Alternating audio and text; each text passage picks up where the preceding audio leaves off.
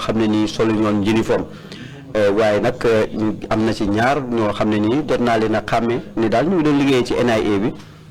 Then my colleague Lamin Jobate booba nag suma benn nawle Lamin Jobate came by me and whispered in my ear and said, do not have this meeting. If you have this meeting, you are all going to be arrested.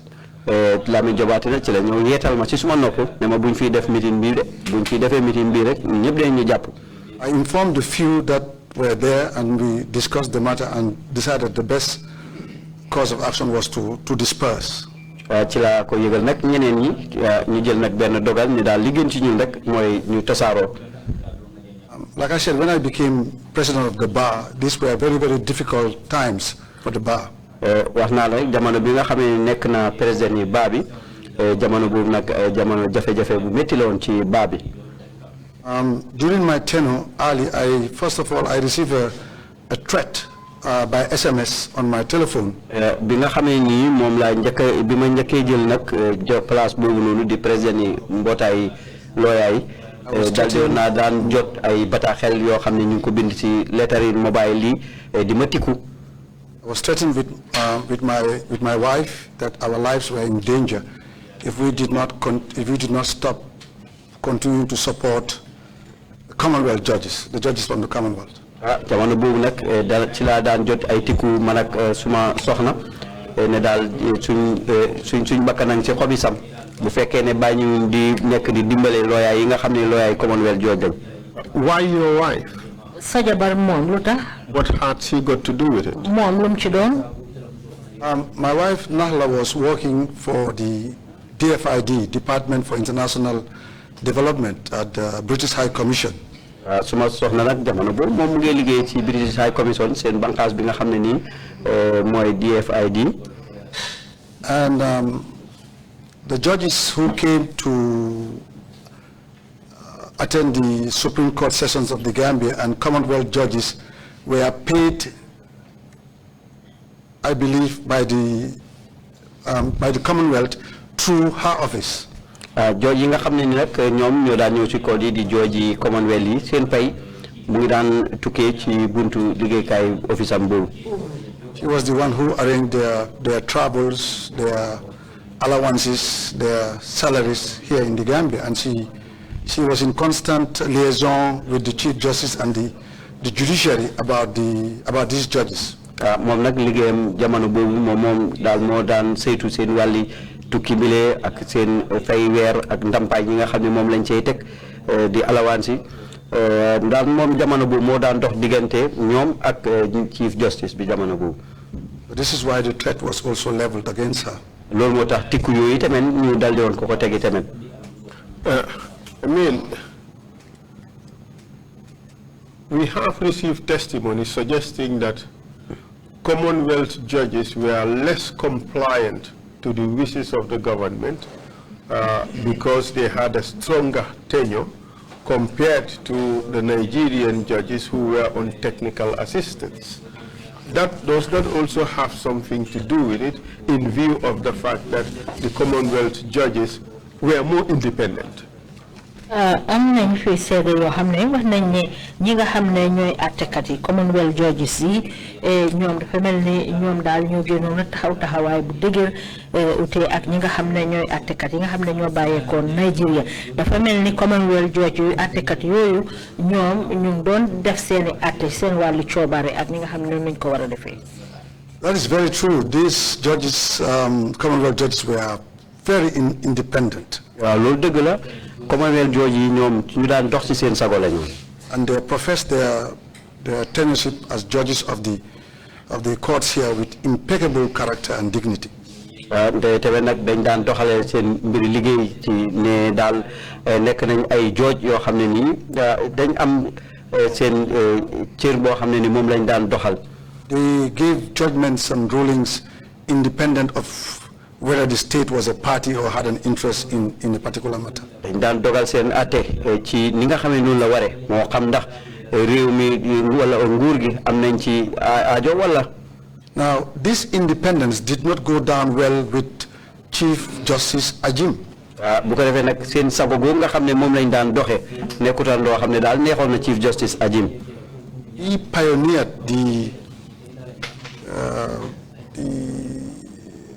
he led a campaign so that these Commonwealth judges would be stopped from coming here or from manning the Supreme Court. And he said we had judges locally and from Nigeria who could come and sit as judges here. We did not need the Commonwealth to help anymore. Moo jiite woon campagne bi nga xam ne nii ñu ngi daan dingat jooji Commonwealth yi nga xam ne nii di wax sax ne daal am nañ jooj yoo xam ne ñu ngi ci réew mi ak yoo xam ne ñu ngi jóge ko Nigeria kon nag aajowuñ jooji Commonwealth yi. He wanted to purge Commonwealth judges. dañ bëggoon a noot ñi nga xam ne ñoo di àttekat yi Commonwealth. Purge jëlax leen génne leen fi. Yes, he wanted to, and he did. He succeeded, because eventually all these judges left with great regret. I know of a particular judge who used to sit in the Supreme Court from Ghana who had expressed his wish even before he was told that he would not be called again to come and sit as a Supreme Court judge, that he no longer wished to be considered, to be invited to come here and sit as a judge here. So talon na itamen inamde ci jamono bobu nonu.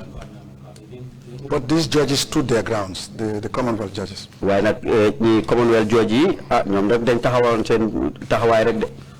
It is being mentioned in legal circles that Chief Justice Ajim ruled the judiciary like his personal fiefdom and had certain judges and magistrates who were working in a cabal pretty much with him. Is there any credence to such allegation? yëg nañu tamit ne ki nga xam ne mooy Chief Justice Ajim moom ni mu daan defee daal dafa mel ni ko amoon doole la woon taxoon na sax ba am na ay lawyer yoo xam ne xëccoon na leen ci ronam ba nga xam ne niñ bëggoon mu defee rek ñoom noonu lañ daan defee ndax loolu amoon na. This is very, very true, and I have personal experience with that. Lii dëgg la tax man ci suma bopp sax de am na loo xam ne nii def na ko ci man. Like I said earlier, every year we had the legal year celebrations, and I believe I presided over the 2010-2011 opening of the legal year. Comme dañ ko baaxoo di def ne at mu jot dañ dee am bés bi nga xam ne nii moom lañ beral loxo buntu atte bi te am na yoo xam ne nii 2010 ak 2011 yëpp maa ko jiite woon. I think in 2011-2012 we did not have the traditional legal year ceremony. Te tamit ci 2011 ak 2012 amuñ woon nag xew-xew bi nga xam ne nii dañ ko ba aadoo di def. Chief Justice Ajim organized a program held at the Kairaba Beach Hotel. I cannot remember the theme, in which he called it the Judiciary. Chief Justice Ajim nag moom dal di woon na oote benn xew-xew ci benn hôtel te tamit nag li nga xam ne moo nekkoon liñ ci doon jàng mu jëm ci wàlli bunti judiciary bi. And the lawyers, the GBA, were invited only as guests. But the speakers were from the Judiciary, the Executive, the Minister of Justice, and other speakers. But the bar was just invitees. Mbootaay lawyer yi ñoom dañ leen fa fekkoon rek pour ñu nekk ñoo xam ne nii ay gan lañ fa rek toog waaye nag ñi nga xam ne ñoom lañ cëraloon pour ñu joxe ay kàddu ñu jóge ko ci justice bi ak ci judiciary bi. Would you say they were just invited or they were sidelined guests? li nga wax ne ndax dañ leen ooyoon pour ñu ñëw teewe si ndaje wala dañ leen beroon rek tegee leen boor. I agree with you. We were sideline guests because having regard to the importance of the GBA in the legal sector, we ought to have been given our due place. Waaw daan noonu rek gan ñu tegee boor la woon rek ndax soo gisee njëriñi GBA bi ci jamono boobu noonu waroon nañ ñoo jox nag li nga xam ne moom lañ yelloo ci jotaay boobu. What was the nature of the speeches that were made during that event? Kàddu yi nga xam ne nag moom lañ fa doon gaaral bu jamono jooju xewee lan la ëmboon. Well, the speeches of the Minister of Justice and the Chief Justice were, anything but nice to the bar. They just castigated the bar, in particular the Chief Justice. He made statements to the effect that the bar was against the executive, the bar was trying to drive a wedge between the executive and the judiciary. He kept on and on with the bar, so much so that as president of the bar, I exchanged messages with some members who were present, and we decided to get up in protest and walk out of the program.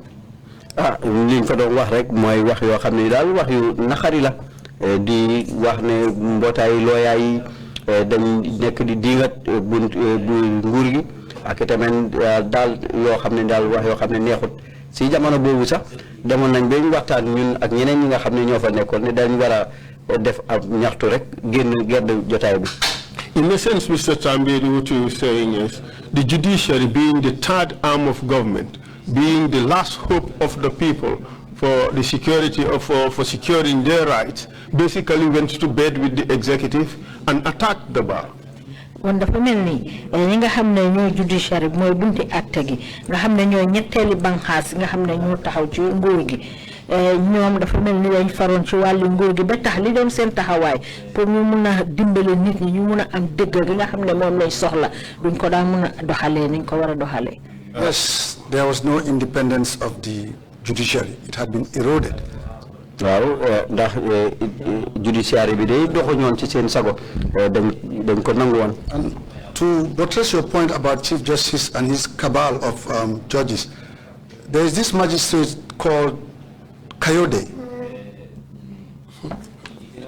Please go ahead, yes. As president of the bar, he came to me on a Saturday and he confided in me that he needed my help and advice.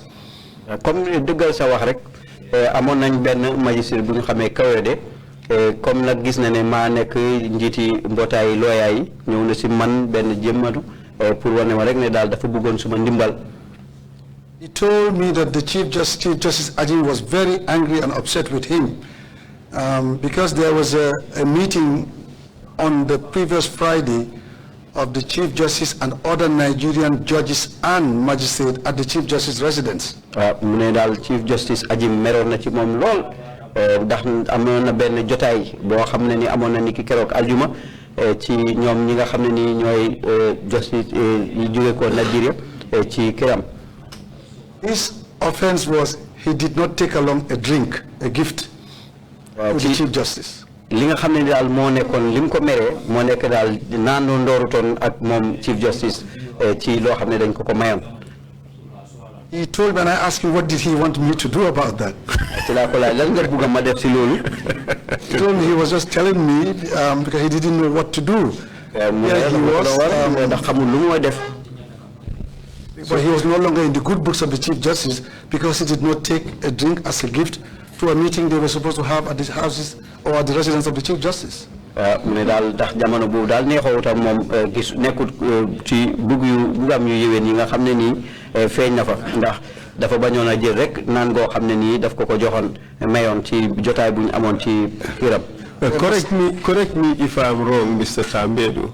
It seems to me that there was the expectation of patronage between, or the expectation of entreaties or bribes, if you may call it that way, or gifts or presents from Nigerian judges or magistrates to the Chief Justice. And non-compliance would be met with discontent and so forth.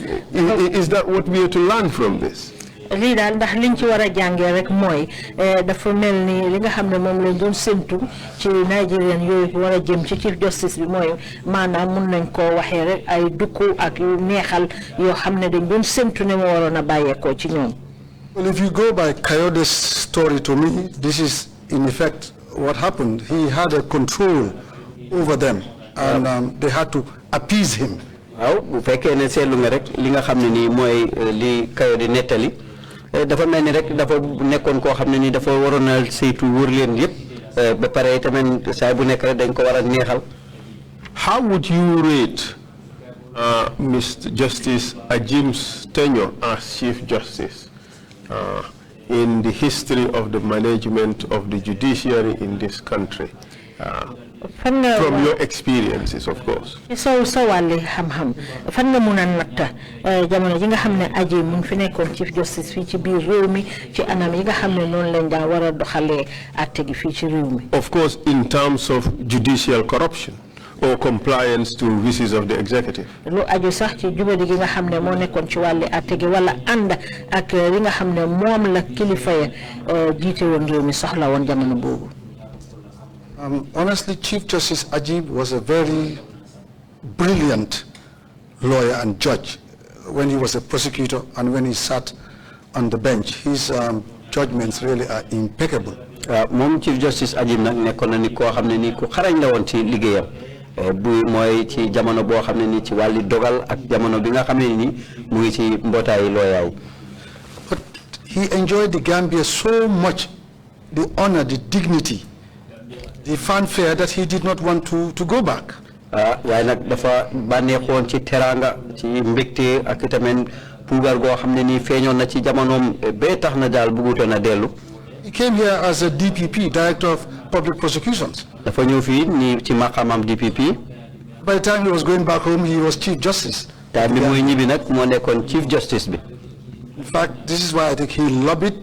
He returned home and he came back more powerful. So his management of the judiciary, he needed to be in total control. And to do that, he needed to show the government and the executive that he was with them. moo tax mu lijanti bi mu demee mu ñëwaat tey tamit gën a am doole tey tamit gi wane tamit li nga xam ne nii mooy jokkoom bu rafet digganteem ak ñi jiite nguur gi. He sold his soul to maintain his stool. But nak dafa jaay li nga xamne modi ormam ngir mëna saxal rek lepp lo xamne modi taxawayam fi ak togom. Well, I know he was at war with the bar. He held us in contempt. Waaw xamna dal daf daan am féwolo ak digantem ak bar bi. Because we had asked him to resign. Ndax ñun mos nañ ko sakku ci mom sax pour mu delo liggéeyam.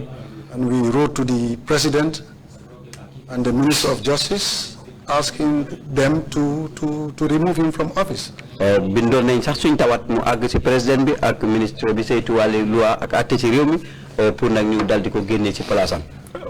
And he took the fight to us. Bu ko defee nag mu jël na xeex bi ak ñun. At the time, I did warn some of my colleagues. I told them, I said, this man is Chief Justice, and the president does not like lawyers very much. If we start a fight, we are likely to lose this fight. Ci laa daan wax nag sumay nawle di leen wax ne kii Chief Justice la te président bi moom itamit neexoowut ak ñun lawyer yi te bu fekkee ne dékku nañ xeex bi bu yàggee danañ ñu gagné de. And this is what happened. This is why the case of Moses Richards is a very, very important matter. li moo tax nag lu jëm ci mbiri Moses Richards nekkoon loo xam ne lu am solo la woon. In due course, we will come to the Moses Richards issue. But Justice Ajim was not just working alone. What was his relationship with the Attorney General's chambers? Dinañ ñëw ci mbiri Moses Richards waaye nag Justice Ajim mi liggéey bi mu doon def dafa ko woon moom kenn de lan mooy woon jokkooyam digganteem ak. From my own knowledge, from what I know he worked in tandem, hand in glove, with the Minister of Justice at the time, the Solicitor General. They had a very good relationship. Naida jokko bu rafet bu wér la amoon digganteem ak ministre bi saytuwoon wàllu loi ak àtte ci réew mi ak Solicitor General bi. And their intent was to control the bar and control the judiciary. Te seen ina nag moo nekkoon teg loxo buntu liggéeykaay mbootaay looyaay ak buntu bi saytu wàllu loi ak àtte. Which Solicitor General are you referring to and which Attorney General? I don't want to put you on the spot, of course. If you're comfortable stating, go ahead. If not, we can just move on. We know the dates in which Justice Ajim was Chief Justice. I can write the names for you. I can provide them. I don't want to. Please go ahead. You are provided with a protected information sheet. Number them and state the names as well as the positions they occupy. Council nak daf ko laaj turi ñooñu nga xam ne moom la tudd di ministre bi jamono boobu ak Solicitor General bi waaye nag ci kaaraange boo xam ne ni dal dinañ ko jox muy orma muy daf koy bind ci tur ci kayit bu ko fee rek dal di ko jox council bi.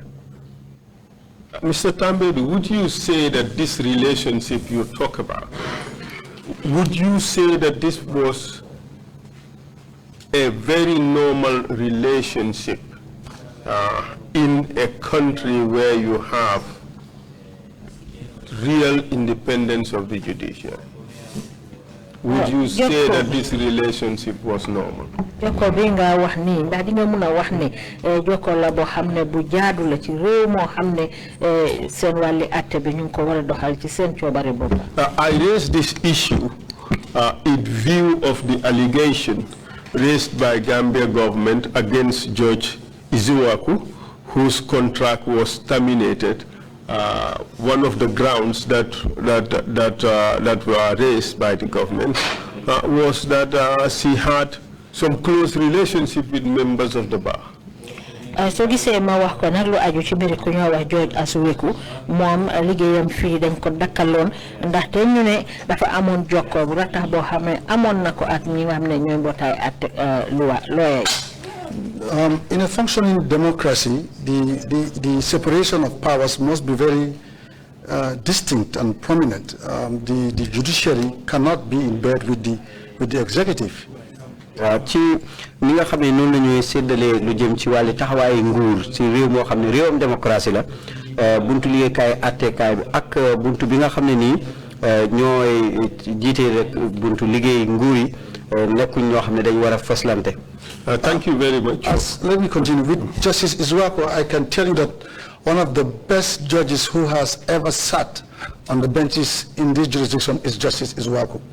naa la mën a wax nag ne Justice Izuako moomu moo nekkoon kenn ñi nga xam ne ni ñu yëwén lañ woon ci seen toogaay ci buntu attekaay bi.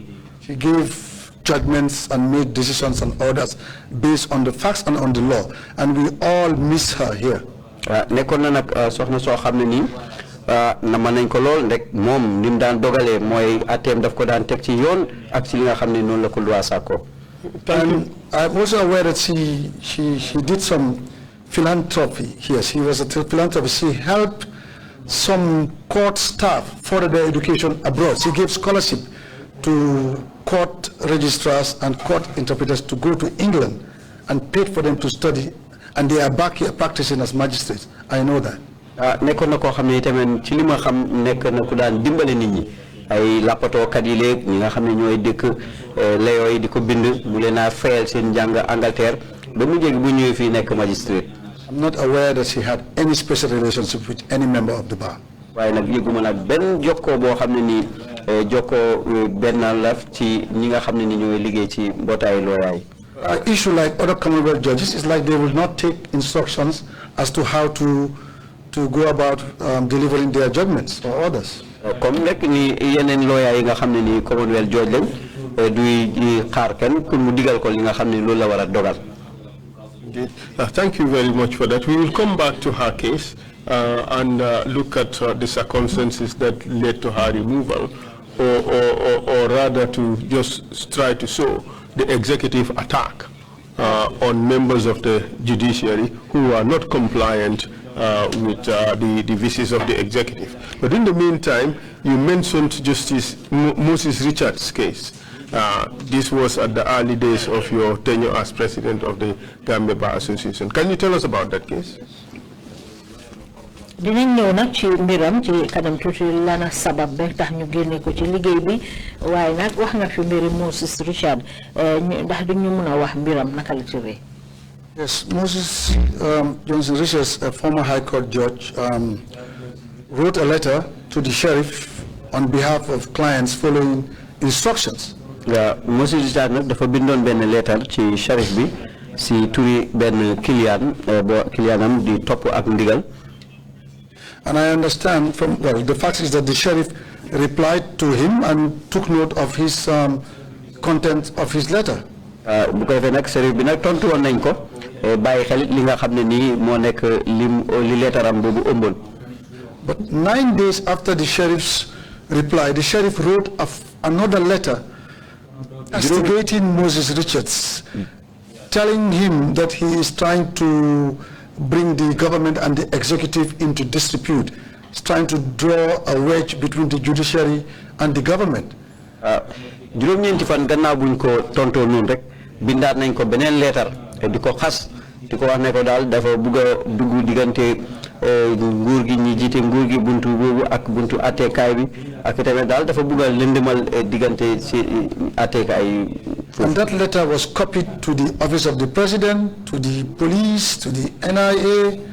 A lot of people were copied in that letter, and we believe at the time when you look at the letter is that that letter did not come from the sheriff.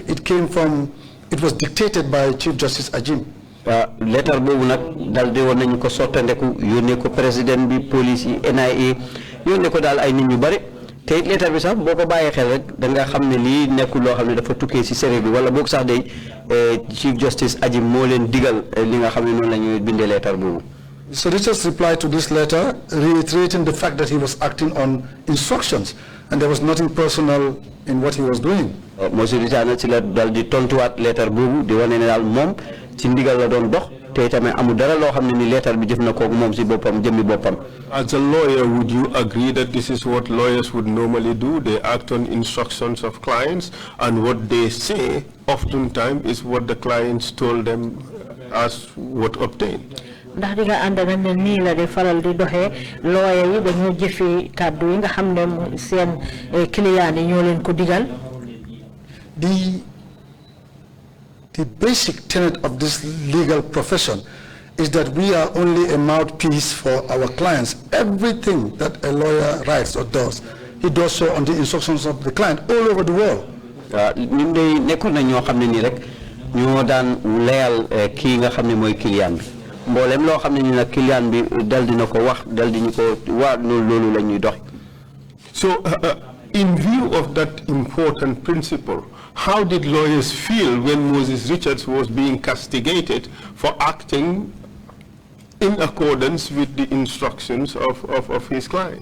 waaw ci bunta ndigal lu am solo loolu nga xam ne nag Moses Richard moomu ci loolu la sukkandiku lan la looy yëg nag ne ci mbiri Moses Richard moom nga xam ne moom tam mu ngi doon doxal liggéeyam ci wàllu ndigali kiliyaanam. Following his instructions, Moses Richards was arrested, was detained, arrested, charged, and taken to court. ndigal yooyu nag Moses Richards ci lañ ko dal di jàpp teg ko benn place teg ko ay tuuma yóbbu ko court.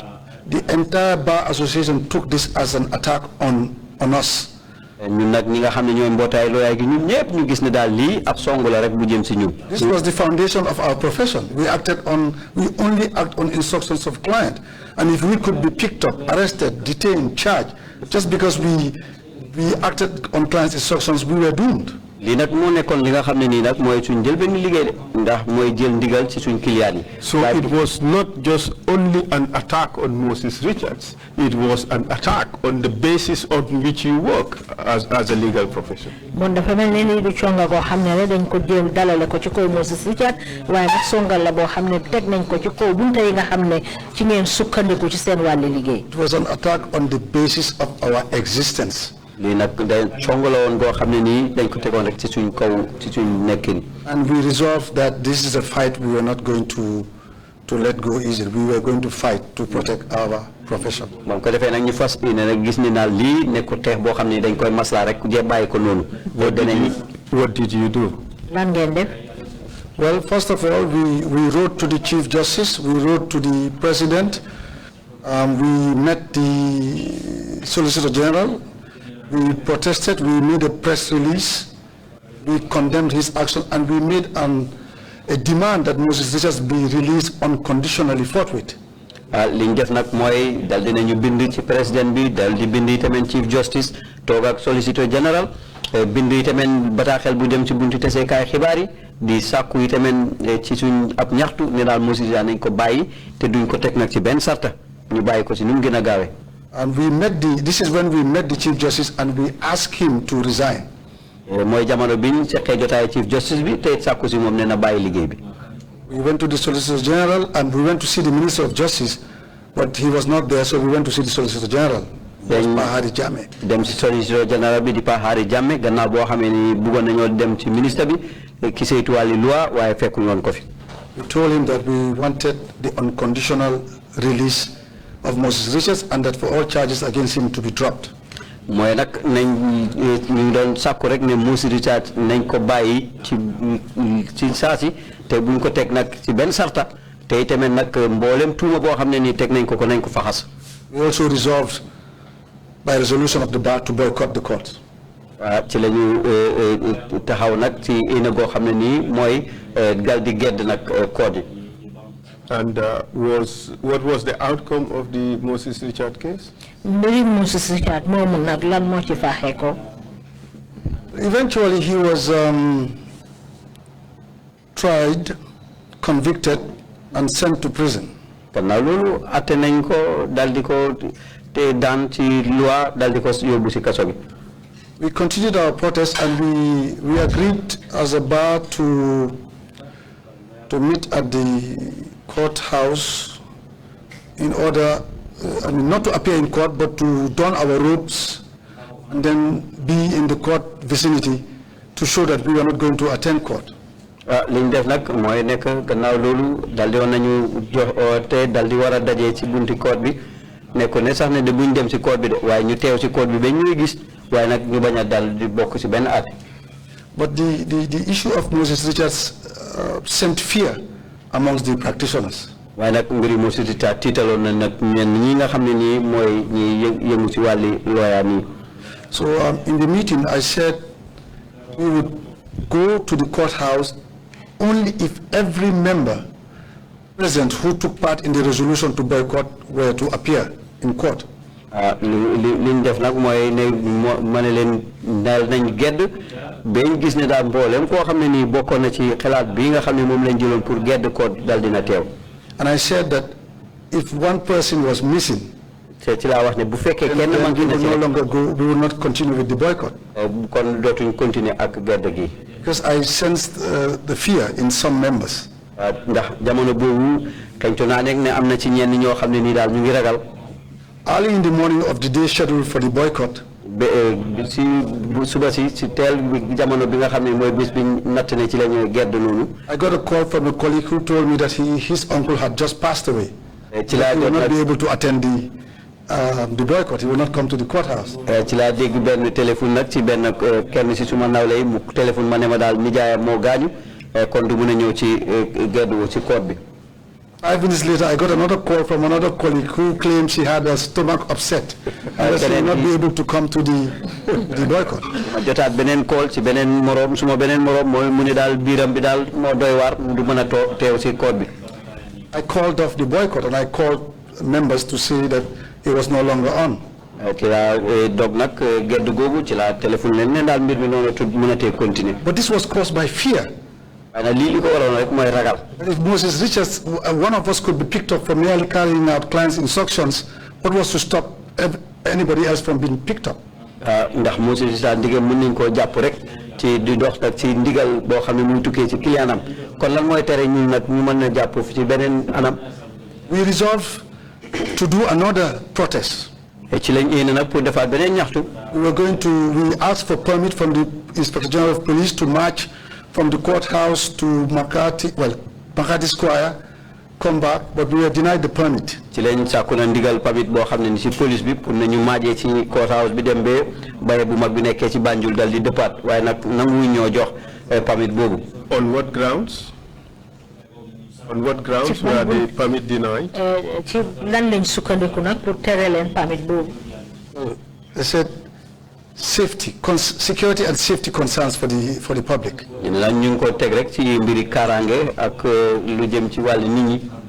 But we still agreed to come and meet at the courthouse, not to appear before the courts. On the day of the scheduled boycott, I drove into Banjul early in the morning.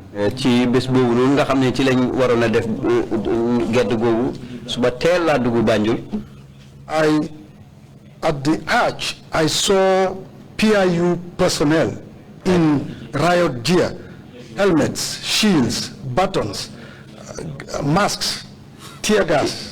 ci aaj bi nag bu ma fay agsi rek ci laa gis paramètres yi ñu ngi solen goo xam ne ni daal solen gu ñàng la ñu ngi sol helmet ak tamit ay tear gas ak leneen daal ñu ngi ko amee. show of power, ready to intimidate. Indeed, they were lined up from the arch to the courthouse and along Marina Parade. Wow, ñu ngi line ci courthouse bi jëm yooni Marina Parade bi. I did not ask, I just started calling members to say, please do not show up. Ci la teewuma nag dara lu xew de waaye nag ci la commencé di téléphone ñi nga xam ne ñoo bokk ci mbootaay googu di leen wax ne daa buñ ñëw. The protest was also called off. Ci ñaxtu boobu tamit noonu lañ ko téye. Jammeh used power Jammeh dooleem la doon jëfoo to intimidate pour merloo and to deter the bar from carrying out its activities. ak pour tere ñi nga xam ne ñooy looyee pour ñu doxal li nga xam ne moo di seen liggéey. Yes, he did, but we were also resolute. We decided to boycott, I believe it was Alakbe, the magistrate who convicted him, to boycott his court. Waaw waaye ñu tamit nag mujjee gi amoon nañ am mbañal goo xam ne ni defoon nañ ko pour wane suñu mer mooy gedd nag magistrate bi nga xam ne nii moo dogaloon atteem di Alakbe ñu gedd daal kootam. It was a stand-up, but we realized that we were losing the battle, really. Gedd la woon nag waaye mujjee gi yëg nañ sax ne ñu daal jamono boobu ñu ñoo gagné ci xeex boobu. Because members started to lose interest. They will not come to meetings. And some members would even call me, confide in me and say, Mr. Tambaidou, I am very young, I have a young family. Please excuse my attendance. Bu ko defee rek mujjee gi sax looyaay di ñàkk aajo ci mbir moomu ñenn ñi duñu bugg di ñëw teew ñenn ñi sax danañ mayee kool te moo daa Mr. Tambaidou man ndaw laa de te dama am njaboot bu ndaw de yaa jéggal ñu. And in the end, your protest fizzled. It fizzled out. Ca mujjanteel ga daal seen ñaxtu boobu ngeen doon def daal farut antu. Yes, it did kind of, but we were really determined to fight.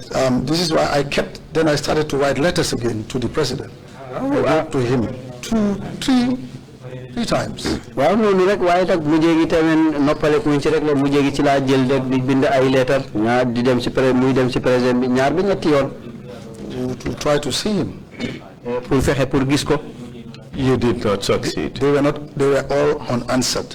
Yooyu yëpp lettre yu amul benn tontu bu ma cee jot nag. So in the end, did Moses Richards serve out his term or something happened? Ca mujjanteel ga ndax Moses Richard après nga xam ne moom lañ ko tëjoon te dana ko yëpp wala dafa am leneen lu xew. No, he did not serve the full term. I believe he was pardoned after what is alleged to be a letter from Mr. Richards addressed to Jammeh asking for clemency. Of course, Mr. Richards denied that he wrote that letter. Waaw mujjee gi sax mujjee tëdd appa bi yëpp ci kaso gi de mujjee gi jéggal nañ ko ci kaw loo xam ne nii sos nañ ne Moses Richards moom dafa bindoon leetar mu dem ci président bi di ko jaan jéggal ak yërmandeem waaye nag Moses Richards bi dina ne moom bind na leetar boobu de. Does that smack of disguise of executive capitulation? Ndax loolu wane na laxatu boo xam ne ñi nga xam ne ñooy kilifa yi jiite réew mi ñu ci laxatu woon. Ndax loolu dafa wone ne executive bi daal daanu nañ rek waaye ñu nëbba ko rek jang-jangee ko mel ni Moses Richards moo binda ñaan fekk executive bi xamut nu matu nu moo def dafa am pour mujjee koo bàyyi.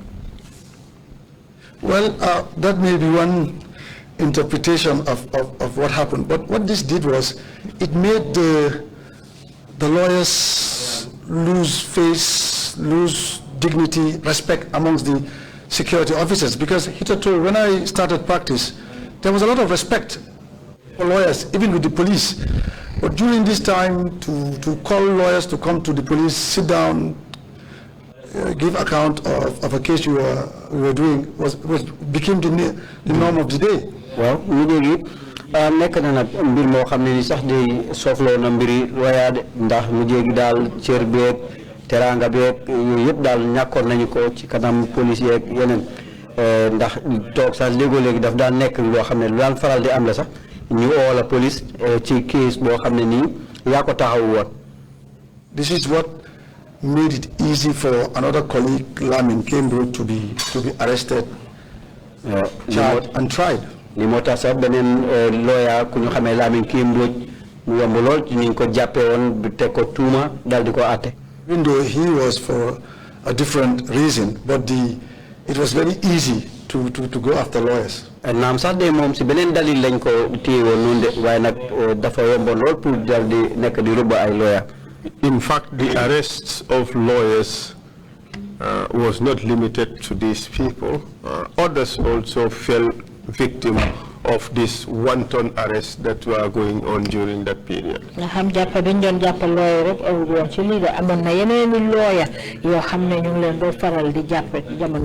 Yes, this continued, and unfortunately, a very senior lawyer, Mrs. Bensouda, was also arrested and detained for 3 days. Wow, they continue na tax amna ben kilifa lawyer bu ñu xamé Mrs. Bensouda mom sax mu jégi japp nañ ko téye ko ben place dem ci ñetti fan.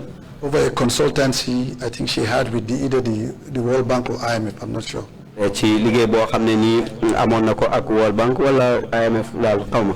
To collate information, gather statistics of cases from the High Court. Mooy nag pour dajale li nga xam ne nii mooy limi atte yi ci High Court bi. Others were arrested as well, others that I cannot now remember. Am na ñeneen ñoo xam ne jàpp nañ leen ñoo xam ne sax mënuma leen a fàttaliku. We've received information that some other individual, what's his name again? Just a moment. Sid Matijau was also arrested for collating information for Gallup. Gallup is also another research institution that does polls, and he was prosecuted for collating information, and the magistrate acquitted him of the charges, and the magistrate was arrested and detained for his release. Are you aware of that incident? Ci loolu rek benn nit yi tamit bokkoon nañ ci ku ñoo wax Seet Mati Jaw moom it jàppoon nañ ko nit dafa joxe woon xibaar lu aju ci mbootaay bi ñoo wax Gallup ba taxoon na ba attekat ba daal dañ ko bàyyi ne yoon daanut ko waaye nag attekat boobu amoon na leneen loo xam ne waat tegu naa ko waat ci kawam ngir atte boobu mu defoon yëgoon nga loolu. I don't know the exact details of Seet Mati's case because I know Seet Mati personally, but I'm aware that he also was collecting information, gathering statistics, and on that basis he was arrested, prosecuted. The magistrate, who I cannot remember, also faced consequences after he released him. Xam nga mbiri Seet Mati bu baax waaye xam naa Seet Mati si boppam tey yëg naa it mu ngi doon daje ay bataaxel lu aju ci wàllu lim yeeg yooyu tey ñu jàppoon ko tey tamit xam naa ni tamit ne magistrate bi koo xam ne fàttaletoo ku ma ko moom it dal di woon nañu ko jàpp ci gannaaw loolu. You've also previously mentioned that lawyer Mary Samba, lawyer Badu Conte, and other lawyers were also arrested at different times and detained. Lim nga fi tamit lawyer yu mel ni lawyer Mary Samba, lawyer Badu Conte amoon na jamono boo xam ne jàppoon nañ leen taaj leen benn béréb. Yes, some of these arrests did not necessarily occur at the time that I was president, but I mentioned them to show the ease with which lawyers could be picked up, which did not happen before. So many lawyers were arrested only because, I know in the case of Lamin Sise, with the CESAY, not, yes, represented, with Badu Conte, represented a client who bought a property somewhere in Kombo North, over which the president, Jammeh, was interested in. He wanted to buy this property. The property was sold to another person who was represented by Cisse and Conte. They were picked up for that. They were detained for that. maa ngi fàttale ko tamit ku mel ni kii Conte ak Cisse moo xam ne nii ñoom dañ taxawaloon benn waay boo xam ne nii gañewoon na sax ci jënd ak kër goo xam ne Yaya Jammeh moo ci amoon aajo. It looked like any lawyer or judge who went against a personal interest of Jammeh has basically crossed the line, call it a crime or whatever, and was liable to arrest and detention. dafa melni bépp lawyer boo xam ne daal atte woon nga mbir moo xam ne itteef Yaya Jammeh la woon yaa ngi ko doon def ci anam yoo xam ne daal neexu ko te bu ko defee dina am leneen loo xam ne moo la cee fekk. This is so, sir, unless you were very, very lucky.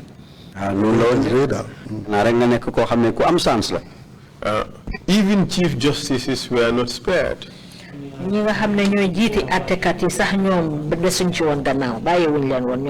understand that Chief Justice A.K. Savage was sacked. Chief Justice A.K. Savage Justice Asan Jallow was also sacked. Justice Asan Jallow momitam dakhon nañ ko.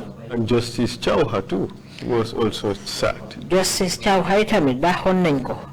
Possibly Brewery also. I think this is the longest streak of sacking of justices of the Supreme Court.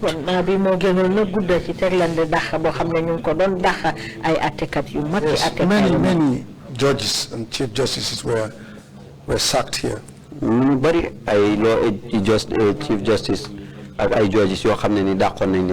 I remember with the sacking of Justice Abdul Karim Savage, now deceased, may Allah have mercy on his soul. We went to see the Chief Justice Ajim, and I remember we pleaded with him that this is the highest office in the land. God's sake, out of respect to the position, whatever this man may have done, and we don't think he did anything wrong, do not allow this to continue. Do not have him charged and paraded before court. This was disrespectful. Ci mbiri dak ak Abdou Karim Savage nak daldi won nañu dem ba ci Chief Justice won ko ne ko nak fi la cëri am de fi place la bo xamné place bu koyé bu am cër la ñu ngi ciakku rek ne dal li bu continuer fo xamné dañ koy ennu diko yobbu ci ay court. He agreed with us and he promised to do his best. I think maybe he may have had some influence in the matter being dropped against A.K. Savage. Waaw mu jegi na ci lañu wax waaw dana def lepp lu man munama sax amna ay kaddu yeneen yu ci duggu ba gis ne dal tuuma bo xamne ni tegon nañ ko ci kaw A.K. Savage ñu dal di ko faxas. You mentioned Justice Chauha, and then I guess you forgot Justice Jane and Justice Sok, judges of the Supreme Court. Yes. Men tuddu nga fi Chauhan ak Justice Fatou Justice Sok and Justice Jane. Justice Jane. Do you want me to elaborate, give some information about this? Yes, please, go ahead. Laaj na la ndax bëgg nañu mu leeral tuuti ci seen dàqate lead counsel nee na ko waaw continuer. Justice Chauhan was the Chief Justice from Pakistan. Justice Chauhan moo nekkoon Chief Justice bi nga xam ne waa Pakistan la. And he presided over the panel of the Supreme Court judges that did the review that I had filed in the case of Lang Tombong Tamba and the others. Te itamit moo jiite woon nag kuréeli jooju mag yi nga xam ne nii ñoo seetluwaatoon lu jëm ci wàlli d'appel ak atte boo xam ne nii atte woon nañ ko Lang Tombong Tamba. And it was in relation to which matter or which aspect of Lang Tombong's case? Walu aju nag ci ban fànn ci mbiri atte Lang Tombong la woon. This was the application for review. First, there was an appeal from the Gambia Court of Appeal to the Supreme Court, which confirmed the judgment and the sentence, the conviction and sentence of death. Li nag mooy jamono bi nga xam ne ñu ngi doon war a pencoo pour seetluwaat atte boo xam ne nii atte woon nañ ko te it mu tukki woon ci benn d'appel bu jógee ko ci court d'appel bi ñu xamee Court of Appeal ci atte bi nga xam ne nii atte woon nañ ko ak tëj gi nga xam ne nii daal loo daan na ko pour rey ko. I filed a review to the same court, to the Supreme Court, an application for review. Ma bindoon nag pour sàkku nag pour ñu seetluwaat nag atte boobu noonu. In order to get a reduction of the sentence from death to life. Pour nag ñu dal di wàññi li nga xam ne nii loolu la ñu atte ci court bi mooy ne loi daf ko daane dañ ko war a rey ñu teggi nag rey googu dal di ko def loo xam ne daal mooy tëj ko gii di dundam. Of course, this did not happen in a vacuum. It occurred as a result of or soon after certain significant events that happened in this country. dina xewul ci secret rek da mu ngi xew jamono joo xam ne amoon na xew-xew bu am solo boo xam ne mu ngi amoon ci réew mi jamono boobu. That is the execution of the death row inmates, is it? loolu mooy woon rey bi nga xam ne rey nañ ko ñu tëjoon ci kaso bi ne dañ leen war a rey. Yes, the 9 persons who were executed, most unfortunate. waaw di juróom-ñeenti nit ñi nga xam ne ni reyoon nañ leen te ñooñu ay way denc lañ woon ci kaso yi. Well, let me digress now. I represented one of those 9 initially when he was charged with murder. That is Dawda Bojang. kenn nag ci ñooñu nga xam ne juróom-ñeenti ñooñu reyoon nag man maa ko taxawaloon ci code bi mooy ci njëlbeen biñ ko tegee tuuma ne dafa rey. Later on, my colleagues, I believe Mrs. Mendy, continued to represent him. gannaaw loolu nag suma beneen nawle Mrs. Mendy moo continué di ko taxawal.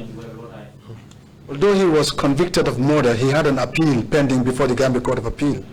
naam sax day luwaa daanoon na ko ci tuumaag boo xam ne ni tuumaag rey la waaye nag jamono boobu noonu ñu ngi doon taxeerlu luy jóge ko ci court d'appel bi di Court of Appeal ne dafa dappeeloon lii nga xam ne ni mooy atteem googu.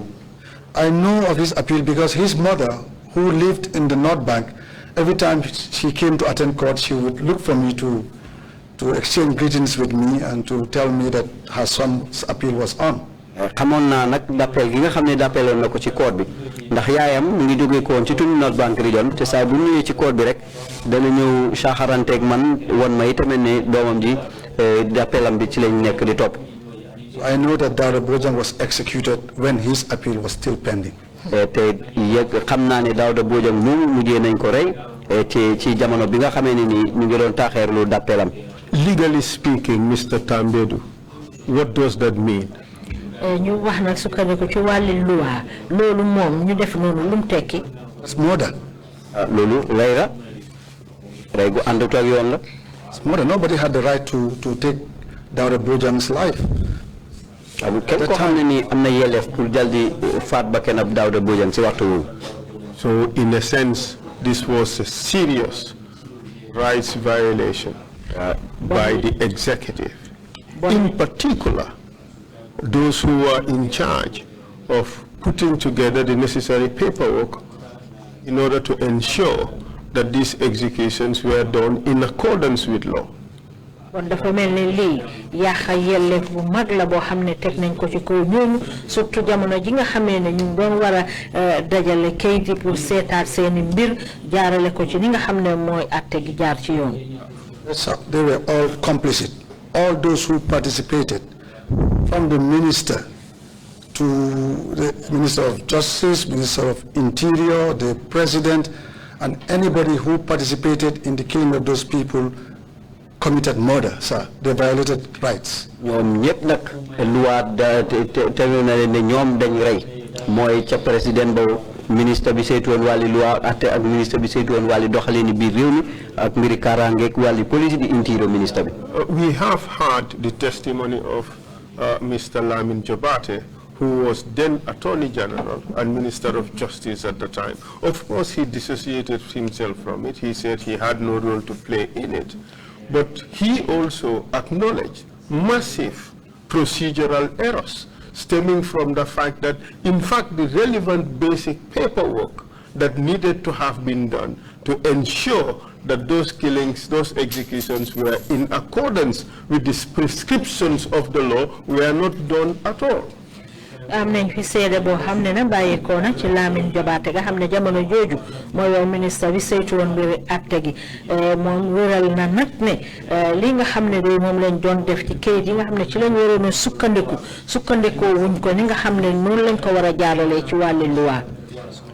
Sir, the right to life is the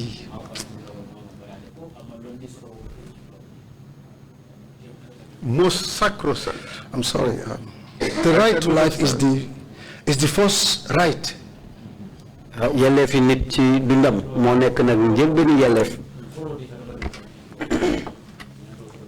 And nobody has the right to take the life of another person unjustifiably. te kenn amut cër pour dal di rey bakkani jàmbur ci anam goo xam ne dëppuwut ak yoon. This is a right that exists in all laws, in all nations, sir. lii nag mooy lu yelleef bi nga xam ne nii dëppale nañ ko loi yi yëpp ci réew yi yëpp ci àdduna bi. And let me be personal here, and this is why we are taught in the Quran that he who takes the life of one person is like he has taken the life of humankind. lii moo tax nag comme ni ñu ko jàngalee ci alxuraan ne képp ku jël benn bakkani doomu aadama daanaka jël nga bakkani ñëpp. So that is why to carry out death penalty. mooy nag pour nag doxal nag li nga xam ne nii mooy rey boo xam ne nii dëppoo na ak yoon. There is so much paperwork. dana am nag sarta yu bëri yoo xam ne nii war nañ ko procedure. ay yoon yu bëri. But all that is to give time, give a chance. mooy jox waxtu joxe chance. That the person who is to be executed can be saved. pour nag bu ko defee nag ki nga xam ne ni moom lañ war a rey mën nañ koo aar. In one of the steps or procedures outlined. ci yenn sarta ak saawa yi nga xam ne ni moom lañ feeñal. That cannot be whittled down, sir. yoo xam ne daal mënuñ koy jaxase rek noonu. Even aside from the massive procedural errors that were made by those who participated in this decision making. lu ute ak njumte bu rëy bi nga xam ne def nañ ko ci anam yi nga xam ne ci lañ waroon a sukkandiku jaarale ko ci yoon ci kayit yi nga xam ne moom lañ waroon a doxal. The junglers have testified here and spoke about the most disgusting way of carrying out these executions. jongula si ñoom toog nañ fi wax anam yu ñaaw yu doy waar yi nga xam ne ci lañ jaaree ba rey ci ñooñu. In complete and utter disregard for the rules that are in our laws. te amut benn yoon boo xam ne sukkandiku nañ ko ci anam yi nga xam ne noonu la suñ luwaay yi war a doxee. I agree, sir. But these junglers were put to these tasks. jongula yi nag ñoom dañ leen ko sasoon. They were carrying out instructions. That is not to say they are innocent themselves, but they were carrying out orders from above. From above. ñoom nag ndigal lu jóge ko ci kaw rek lañ daan doxal. So now back to this issue. Back to just a moment, Mr. Tambaidou. Just going back to this issue of the attack on the members of the bench. We have also heard that some other judges, like Justice Hadi Rose, Justice Wada, were also removed from positions in a way that is not in line with the constitutional provisions of this country. Bete rek ci mbiri conga gi nga xam ne ñu ngi ko jëmale teg ko ci kaw ñi nga xam ne ñooy woon àttekat yi demee ni ki Justice Hadi Wada ak Justice Rose jaaral nañ ko ci anam yoo xam ne àndul ak luwa. But before you talk about that, let's go back to Lang Tombong, because you are talking about the steps you had taken in his case. Wala ñoo ñëw ci loolu sax ñu delluwaat gannaaw tuuti ci mbiri Lang Tombong ndax yaa ngi fi doon wax jéego yi nga xam ne jël nga ko ci ay mbiram. Yes, indeed. At the time the 9 people were executed, I was not in the country. I was abroad on holidays. ci jamono bi nga xam ne juróom-ñeenti way denc yooyu ñoom reyoon nañ leen jamono woowu na nekku woon fi maa ngi woon bitim réew ci holidays. I was contacted by Amnesty International, who informed me of this act and who kind of warned me that my clients, Lang Tombong, Kausu Kamara, Mudugay, Ngor Seka, Lai Juf, Bobaji, were in danger. ci lan jamono boobu nag buntu liggéeykaay boo xam ne ni ñoom it ñu ngi xeñtu lu jëm ci wàlli kaaraange yellee fi ni ñu xamee ko Amnesty International ci lañ ma yëgal ne ma sa client yoo xam ne ni mel ni ki Lang Tombong Kausu Kamara Ngor Seka ak Lai Juf ak Modou Gueye fi nekk ni seen bakkanang si xobi sam de. And this was as a result of the threat allegedly made by Jammeh to execute all those death row inmates, correct? loolu yëpp ñu ngi ko sukkandiku na ci tiitaange gi nga xam ne yaaya waxoon na ko ne ñeneen ñi fa des yëpp dañ tëj leen ne dañ leen war a rey ñooñu tamit dinañ leen rey. Yes, he did make this threat, and because of this I was concerned. I cut short my holiday and traveled back to Gambia the next day. waaw waxoon na tikku yi de te jamono boobu na loolu tax na ba ma gàttal nag suma ngan foofa ma dal di ñib si Gambie ci beneen bés bi. And I filed an application for stay of execution of the sentence. ci kaw loolu ci laa bind nag di sàkku nag li nga xam ne ni mu ngi jëm ci wàlli àggali dogal bi nga xam ne ni moom la loi atte ci ñooñu. And I believe this may have saved those people. te itamit yaakaar naa ne lii moo mun naa amal moo leen aaroon. Sorry, sir. Go ahead. I was going to talk about the review application now. Exactly. Before the Supreme Court. Now there were seven judges in the panel for review. fi mu nekk nii nag maa ngi wax nag li nga xam ne mooy juróom-ñaari jooj yi nga xam ne ñoo seqoon nag penc bi nga xam ne mooy pour seetluwaat lu jëm ci wàlli atte boobu. The review application was successful on a majority of 4-3. li nag mujjee gi nag sotti woon na ndax lu dem ci ñeent ci juróom-ñaar yooyu àndoon nañ ci li nga xam ne loolu laa bindoon suma sàkkute ñett yi nag ñoom ñoo ko bañoon. Justice Jane and Justice Sok. Justice Jane and Justice Sok granted the application for review and reduced the sentence from death to life. ñoom nag dal di woon nañu ànd nag ci sàkkute googu dal di teggi nag dogal boobu ne dañ ko waroon a rey fi mu nekk nii def ko nag ne dañ koy tëj gii di dundal. Supported by, I believe, Justice Dotsi Jones and Karebi. ànd ci nag di Justice Jones ak Karebi. But Chief Justice Chauhan waaye nag Chief Justice Chauhan refused the application in his opinion, in his judgment. ci gis-gisam nag ci dal di woon na bañ nag bindu googu. And he was supported by Justice Fakbele and another judge from Nigeria. te itamit na moom ki ñi ànd na moom mooy Justice Fakbele ak beneen judge bu jógee ko Nigeria. I believe Justice Jane and Justice Sok were sacked because they gave the ruling in support of the review application. waaye nag Justice Sok ak Justice Jane ñoom dañ leen dàqoon rek ñoom ñoo dal di woon wéral nag dogal boobu. Justice Chauhan was also dismissed. Justice Chauhan moom itamit dàqoon nañ ko mujjee gi. Because he could not exercise control over the other judges to refuse the application. ndek mënutoon a teg loxoom ci yeneen jooju yëpp dañ ànd nag ci ngir bañ nag sàkkuteef boobu. This is to correct what the Solicitor General said here, that he was sacked because he supported the ruling for the review. He did not. He opposed it. He refused it. lii nag mooy pour nag jàjjanti rek Solicitor General li mu fi waxoon ne dañ ko dàqoon ne daf ko bañoon déedéet daf nandoon na ci de. And because he could not control his peers, he had failed the government, therefore he had to go. ndaxte li nga xam ne moo woon ragalal bi mu doon ragal daal mënu ko woon a sàmm taxoon na ba mu or ñi nga xam ne ñoom la doon teewal mënu faa teew ñu dal di ko daax. I wouldn't say he failed the government. I keep saying he failed Jammeh. damay wax nag ne daal orutoon nguur gi de Jammeh ci boppam. It is only Jammeh who had an interest in the trial, in the treason trial. loolu nag Jammeh rek moom moo ci amoon interest moo ci amoon haajo. Mr. Tambaidou, thank you for making that important correction. And it is important for a lot of reasons. Because this is all about Jammeh with his overarching objectives of trying to entrench himself in power and trying to get everything in his favor, and he used the institutions to do that. But there is a corollary to this particular case you just mentioned, the Chauhan case.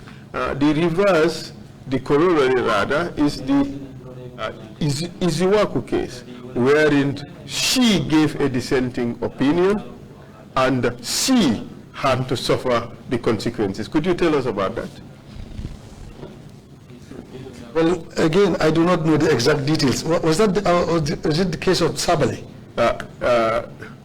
It was the case of, I think it was Hamad Ba. Hamad Ba, okay. Yes. Well, I believe it was at the Court of Appeal. Yes. Where Justice Iziwaku was co-opted. Yes. As a member from the High Court. Yes. On a bench with A.K. Savage and, yes. and another Nigerian judge. Yes. Even though the majority decision of 2-1 yes. carried the day, yes. But because Justice Iziwaku gave a dissenting judgment, she gave her view, which did not alter in the end the judgment of the court. As in the Chauhan case, she became a casualty dëggam rek nag moom dafa joxe woon dogalam boo xam ne nii nag amul dara loo xam ne nii li demal na ko ñoom dogal bi nga xam ne nii mooy war a fàqee koo ci code bi rek bu waa nag moom mu dékku nag leneen. What we need to learn from all these things, Mr. Tambaidou, seems to suggest that when Jammeh had an interest in a matter, he would go all the way to ensure that he got what he wanted. And I say this in reference to the YDE case, in which certain terrible things happened to the lawyers who were involved. Could you tell us about that? Tambaidou lan nga ñu na wax nag ci mbiri Jammeh moom nit la woon koo xam ne rek pour gën a taxawal dooleem wane dooleem ak taxawaayam lépp loo xam ne rek aajoo na ko woon moom ni mu ko soxlaa noonu la daan doxee surtout nag ci mbiri YDE bi nga xam ne mbir mi taxoon na be am na ci ay looy ci bari yoo xam ne ñàkkoon nañ ci seen liggéey. No, you doy waar dal na ci ay lawyer yoo xam ne ñu ngi doon liggéey ci case boobu. Yes, with the YDE case, that is Baba Job case, I must say that I was very lucky because I was in the case at the onset, myself and another colleague, Antuman Gay. But before I talk about that, I want to say that Jammeh had enablers in the judiciary and in the justice ministry to be able to do what he was setting out to achieve. Mbiri YDE bi nga xam ne ni mbiri Baba Diop la ne mën naa wax rek daal ku am sens laa ci ndax nag nekkoon na mbir moo xam ne nii maa ngi ca woon ca ndoorte la man ak Antoumane Gueye waaye nag yaa Jammeh nekk na ni koo xam ne nii dafa amoon ñu ko daan farale ñu ko daan dimbale ci buntu attekaay bi dafa am ci ñu ko daan dimbale ñeneen ñi nekk ci buntu attekaay bi ñeneen ñi nekk Ministry of Justice. But this is a very important issue because Jammeh certainly could not have achieved a lot of the things that he set out to do without enablers. But for the purposes of the Ministry of Justice and the Judiciary, we'd be interested in knowing who these people are. If you're not comfortable mentioning their names, you can write it in the protected information sheet that we have for you. Waaw loolu day dëgg la moom Jammeh moom lim doon def yëpp mënutoon a antu dox ni mu ko soxlaa fekk amutoon jàppale boo xam ne am na ñu ko doon jàppale ci buntu attekaay bi ak ñi nga xam ne ñoo amee woon wàlli atte gi fii ci biir réew mi ñooñu ñan la woon su fekkee ne bëgguloo ko wax seen tur kayitandi noonu bind fa seen tur bi. Please, if you're going to write their names, please list them under enablers, under the title enablers.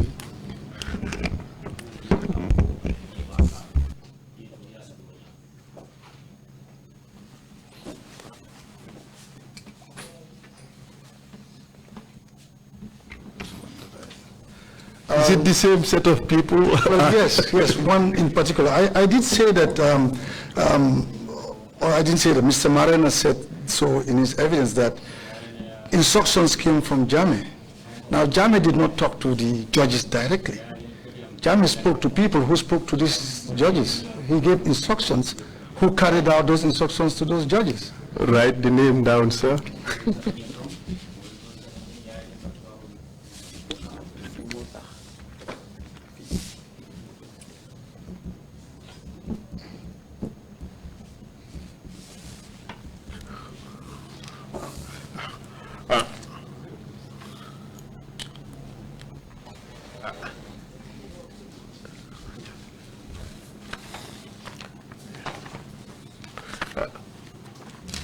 Why did you choose this particular name? Do you have a personal experience of a case which makes you believe that Jammeh was speaking to this person and that this person was speaking to judges or magistrates? Lan moo tax nga tànn tur bi ndax dafa am dara loo xam ne seede nga ko lu la óor ne Jammeh mu ngi doon wax ak kii nga bind turam nii moom itamit muy wax ak ñi nga xam ne ñoo woon àttekat yi. And in answering this question, be careful of the titles that you mention because you don't want to disclose the identity of the person. Waaw boo joxe tur bi nga bàyyil xel ci maxaama yi nga xam ne ñoom nga fi tudda. But to the extent that you're comfortable. Well, I will mention the title of the person. Whether that will disclose the identity of the person is something different. I leave it to you, sir. Say what you're most comfortable with under the circumstances.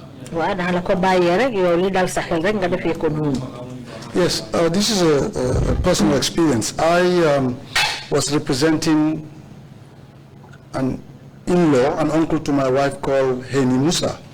Mom nag bi dal na ma ci suma bop nga xamne ni ma doon taxawal nak nit ko xamne ni suma goro la di nijaay ci suma jabar.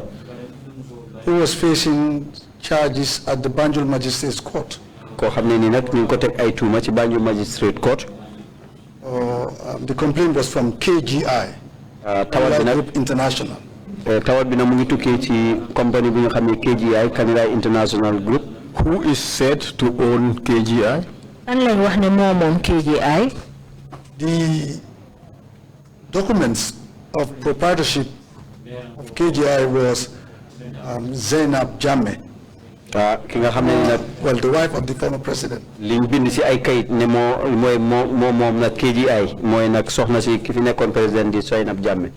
That is the jure owner of KGI. Yes.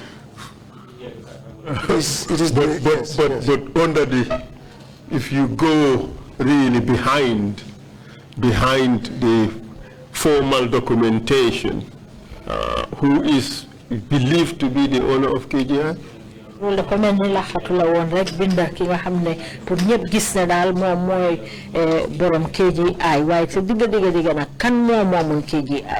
well, I guess you caught me short. I was coming to that. The jury was Zainab Jammeh, but I know it belonged to Yaya Jammeh because Uncle Heni Musa, who was working for the company, told me it belonged to Jammeh, and he took instructions from Jammeh. Waaw ndax ci fofu la doon jëm sax ci kay de Zainab Jammeh lañ ko momale waye nak kiko mom ya Jammeh la ndax suma oncle Heni mi nga ne mu fa doon liggéey neena dal ya Jammeh ko momon te mu ngi daan jël ndigal ci ya Jammeh. And some of the witnesses, example Pa Bojang, ci yenn sédé yi ku melni ki Pa Bojang told me, advised me to find ways to talk to the president so he can drop this case against Uncle Heni. Ti mom nak dal di ma denku ne ma dal na fexé rek jema waxtaan ak président bi bu ko defé nak dana mëna génné dal tuuma yi nga xamné ni mom lañ tek Uncle Heni. So I went to see the Solicitor General. Ci la dem nak pour gi Solicitor General bi. And would that person be number one on the list of enablers? Yes, sir. Wow. Proceed, please. Because we understand that he was very close to Jammeh, so I went to talk to him to assist, to talk to President Jammeh to drop the charges against Uncle Heni. Ndax wax nañ nak ni dal nek na ko xamné ni ku jégué won président Jammeh la ci la dem nak pour wax ak mom pour ñu wax ak président bi pour ñu dal di teggi tuuma yi nga xamné mom lañ tek Uncle Heni. He promised to talk to the president. Ci la ma dig nak ne dana wax ak président bi. And he told me not to worry because it will be okay. Ci la ma wax ne dal bu ma am ñaari xel ndax dal na nek mbir mo xamné dal dana soti. So when the case was adjourned for judgment, I went back to him and said, well, you promised to help, but this matter is now set for judgment. He said to me, don't worry, judgment will not be delivered in this case. Now, when Moses Richards was arrested, selected members of the bar went to the Justice Ministry to meet the minister.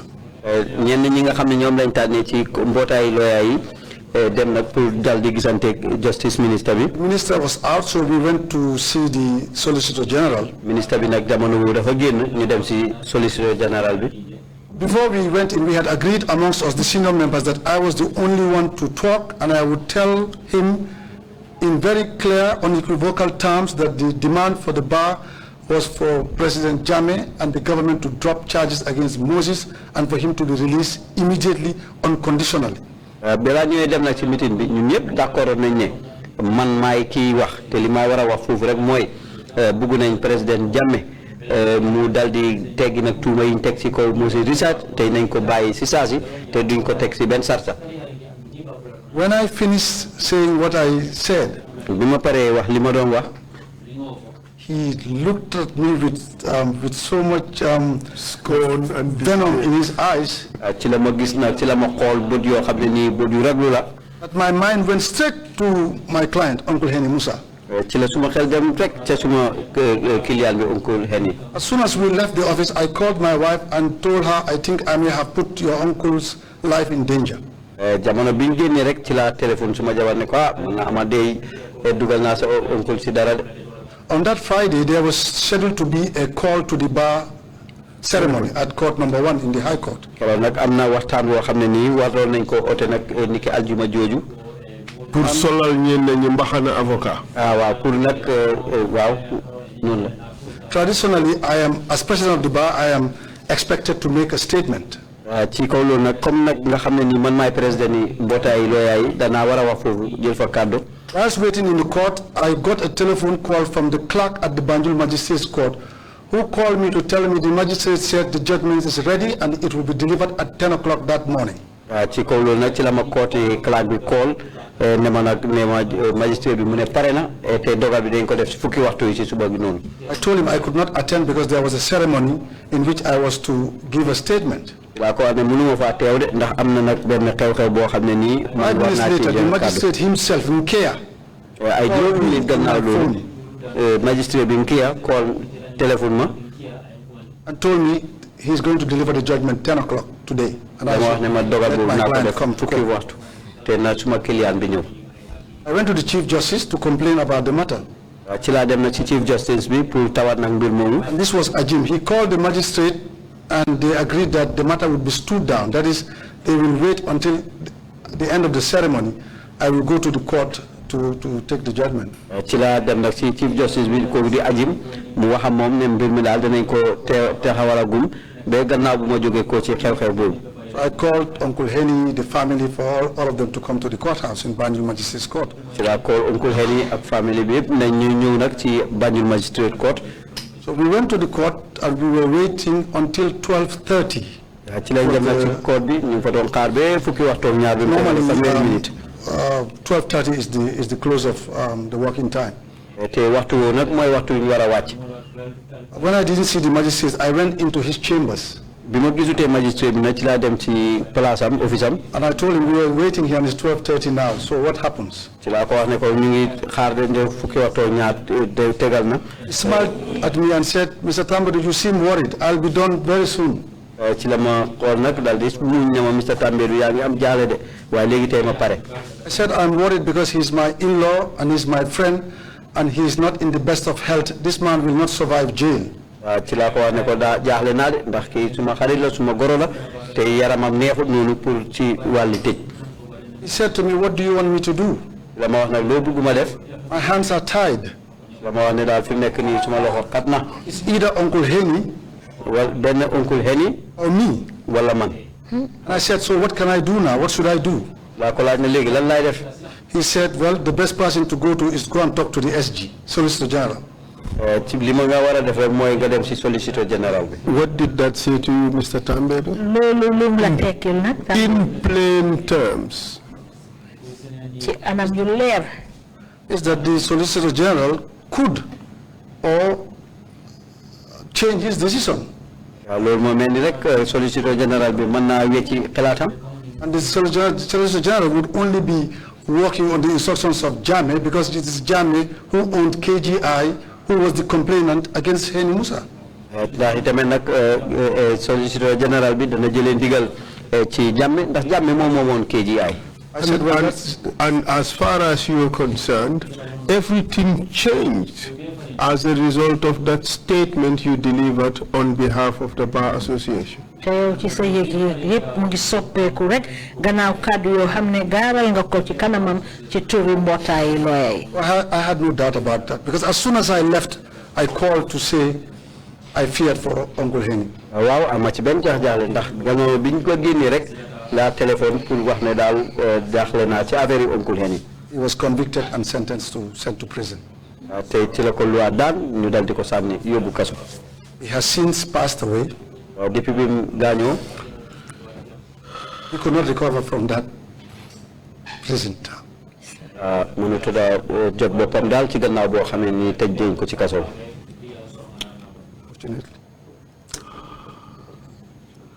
There are many more terrible examples.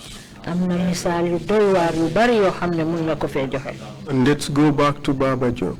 nañ dellu ci Baba Job. Indeed. The story about Baba Job is, like I said, I was lucky, and I believe so was Mr. Gay. mbiri Baba Job nag comme ni ma la waxee rek man dama amoon chance trop ak Mr. Gay muy Antoumane Gay. Because I had represented Baba Job in a civil matter. ndax dama teewaloon Baba Job ci atte boo xam ne nii mbiri civil la. When they filed criminal charges against him, naturally he came to me to represent him. bi nga xamee ne nag dal dinañu ko teg ay tuuma yoo xam ne lu jëm ci mbiri tefaar la ci la ñëwaat ci man. And also on his team was my Fatou. My Fatou. My Ahmed Fatou. When I visited him, some of his entourage asked him to tell me to recommend somebody else to help in the case. bi ma demee nag seeti ko ñenn ci ay nitam wax nañ ma nag naa ràññee kenn pour nag mu dal di ma dimbale ci mbiram. Since I had a good working relationship with Mr. Antoumane Gay, comme nag am naa liggéey jokkoo bu rafet ak Antoumane Gay. I called Mr. Gay and spoke to him about it, and I told Baba, and he agreed. ci la téléphone Mr. Gay wax ko mbiram wax ko it Baba mu nangu. To summarize, subsequently Mr. Gay told me that he could not represent Baba Job. ci gàttal nag Mr. Gay ci la ma wax ne daal moo mënta teewal Baba Job.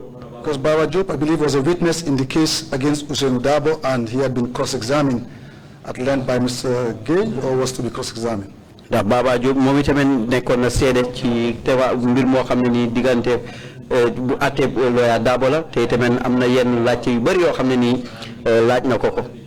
We told Mr. Job, and he asked for us to recommend somebody else in place of Mr. Gay. ci lañ ko wax Mr. Job nag mu ne ñu nañ seetaat keneen remplacer ko Mr. Gay. Took it in good faith. Mr. Gay then suggested Ousmane Silla. daal jamono boobu nag Mr. Gay ci la wax ne nañ jël Ousmane Silla. I called Mr. Silla on my telephone, and Mr. Gay spoke to him, and he agreed to come and join and represent Mr. Job. waaw nag jamono boobu nag ci la téléphone ci suma téléphone Mr. Silla mu wax ak Mr. Gay mu d'accord nag ne mun naa ñëw pour teewal ko. Because I was also representing Mr. Darboe in his murder trial. ndegem tamit nag ma taxawaloon Mr. Darboe ci atte boo xam ne atte rey la. I decided to follow the footsteps of Mr. Gay and to withdraw my representation to act for Mr. Job. ci la topp nag tànki Mr. Gay ma dal di génne suma bopp daal ci teewaay googu. The rest, you know how it happened. Mr. Silla continued, and an attempt was made on his life. Mr. Silla nag ci la continuer te tamit jamono boobu ñu ngi ko doon fexeel pour jël bakkanam. And also on the life of Mr. Fatou. ak itamit nag di bakkanil Mr. Fatou. But it did not even stop at that. waaye nag emut foofu de. We received evidence that Baba Job had finished serving his term of imprisonment. am na fi ay seede yoo xam ne jot nañ ko ne Baba Job tëdd na liñ ko àppaloon ba mu jeex tak. They refused to have him released. ñu bañ pour génne ko. But not only that, waaye emut foofu rek. he was shamefully murdered. waaye ci lañ ko dal di rey goo xam ne bu gàccelu la. Yes, I heard testimony here that he was murdered. waaw dégg naa fii ci ay seede ne dañ ko mujjee rey. But I know personally that he had served his term and he was not released. waaye xam naa ne daal tëdd na waxtu ñu fa waroon a tëdd ba mu jeex te bàyyiwuñ ko. Because I used to visit him in prison. ndax time bu nekkee ci kaso bi dama fa daan dem di ko seeti. I visited him on 3 occasions. He would send for me to visit him. nemmeeku naa ko lu dem ci ñetti yoon yoo xam ne ni daf dee oote pour ma dem seeti ko. And he told me I am not supposed to be here, but they're still keeping me here. te daf ma lay wax ne ma daal warul ma fee nekk te ba léegi ñu ngi ma fi téye. And I don't know if I will come out of here. te tamit xaw ma ndax sax danaa fi génn.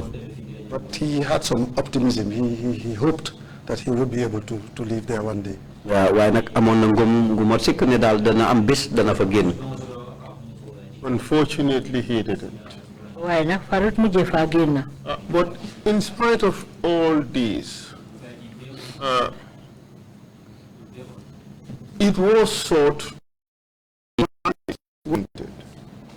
waaye nag gannaaw mbir yi yëpp nag dañ ko defoon rek pour xaajale ñi nga xam ne ñooy lawyer yi. all to ensure control of that group that could potentially challenge Yaya Jammeh. yëpp rek pour am kàddu ci kaw mbooloo mi nga xam ne ñu ngi pare woon pour jànkuwante ak Yaya Jammeh. What can you tell us about this? loo ñu mun a wax ci loolu. Yes, sir, this is so. This is particularly during my tenure as president of the Gambia Bar Association. waaw lii la mooy jamono bi nga xamee ne nii man maa nekkoon président yi mbootaay lawyer yi. when we were protesting against the trial arrest of Moses Richards. jamono bi nga xamee ne ñu ngi doon ñaxtu jàpp ak tamit attaque Moses Richards. A colleague of ours gave a statement to the press and said that the bar was a toothless dog. kenn si ñun nag daal di woon ñu wax nag ay bataaxel ci buntu tasekaay xibaar ni daal mbootaay googu xaj bu amul bëñ lañ rek. Well, the third colleague was also arrested and was facing criminal charges before the courts. kooku tamit nag moom tamit jàppoon nañu ko di ko àtte. And he set up a rival bar association or association of lawyers. ci la saxal nag genn mbootaay goo xam ne nii moom itamit pour xeex nag li nga xam ne nii mu ngi jëm ci mbiri mbootaay association lawyer yi. What do you think led to that? Why do you think this person did that? Apart from the reasons that may be mentioned or bandied around publicly, what are the underlying reasons that precipitated this, in your view? lu utee nag ci mbooloo mi nga xam ne yow lañ doon wax rek de moo ko waral yow ci sa wàlli gis-gis lan nga foog ne loolu moo woon sabab bi. I know this colleague, really, I know him to be a good person, and I knew him at the time to have the interests of the bar at heart. xam naa kii bu baax xam naa ne nawle bu baax la koo xam ne nii tamit am na ina bu rafet pour mbootaay gi. In fact, I remember him in one of our bar association meetings. He was bold enough to say, we are in a fight with a snake, and the best way to kill the snake is to cut his head. te jamono boobu nag wax nañu tamit ci yenn suñu meeting yi di ab léebu ne daal ñu ngi xeex ak jaan te tamit nag ni ñu mën a def rek pour jekku ko rek mooy dog bopp bi. And at that time, I believe he was referring to Chief Justice Ajim. ci jamono boobu nag li ma gëm moo nekk ne daal Chief Justice Ajim la nekk di wax. So I think he went along to, I know he went along to set up a rival association to save his skin so that the charges against him would be dropped, because he later confided in me to say that I did this, I was told to do this, because if I did this, it may save me. Now loolu nag ci la sos geneen mbootaay moom it goo xam ne nii danañu diingat waaye loolu daf ko def rek pour aar boppam de ndax gannaaw gi nag ci la toog ak ñu wax ma ne ma soo gisee ma def lii ak lii moo tax. So Jammeh and his co-hosts did not rest. They wanted us to break the bar apart, the association apart. Jammeh nag ay nitam mu jéegi taal toogu ñoom liñ bëggoon rek mooy féewale ñun ñi nga xam ñoo nekk ci mbootaayu lawyer yi. And the last point really I wanted to talk about is the executive defiance of the judiciary by its refusal to sometimes implement judicial orders as and when required. Can you say something about that?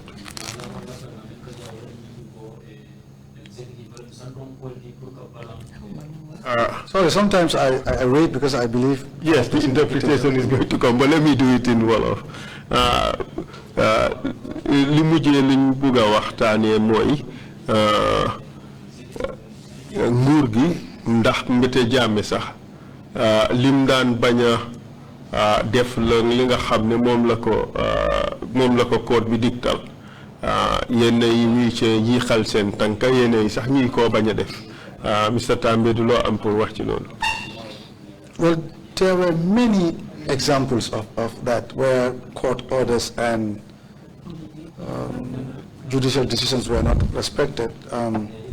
Personally, I remember two cases. I represented Mr. Omar Ndao, former managing director of Gamtel, waaw loolu de mën naa cee joxe ay misaal yu bëri yoo xam ne nii àtte bi dana dogal loo xam ne nii daal duñ ko mujjee nangu mën naa cee fàttaliku sax ay ñaar benn nag bokk na ci di layoo bu mel ni ki bu Mr Omar Ndaw. He would be granted bail by the court only for him to be rearrested outside the courthouse. dañ ko jox bail di court bi waaye buy génn rek ci biti rek ñu dal di ko jàppaat. Now another example is Mr. Abdullah Diop, former managing director of NAWEC. beneen bi mooy Mr Abdullah Diop nga xam ne moo nekkoon borom buntu liggéeykaay bi saytu wàllu courant ak ndox si réew mi di NAWEC. I would secure his release on bail by the court only for him to be rearrested. danaa de fexe nag ba nga xam ne ni court bi bail nañ ko waaye nag buy génn rek ñu jàpp ko. This happened 2 or 3 times. lii nag am na ñaar ba ñetti yoon. When I complained to the magistrate, the police said they did not have him, they did not arrest him. suma tawatee loolu nag ci magistrate bi police dañuy wax ne ñoom amewuñ ko. I mean, the most recent is in December 2016. Not December, sorry. In 2016, I, together with others, represented Sirawali Ndao. bu mujjee sax mooy ci weeri ci atum 2016 man ak ñeneen ñoo xam ne ñoo taxawaloon Sirawali Ndaw. The court consistently refused to release her on bail. Court bi bañ ne daal duñ ko may bail. Despite the fact that she was not well and we had provided proper medical evidence to show this. naam sax de wérut de ak indi nañ firnde yu bari yoo xam ne ni wone nag ay kayit ni daal wérut. Only because Jammeh was interested in that case. ndegem rek daal Jammeh daal amoon na aajo ci àtte boobu.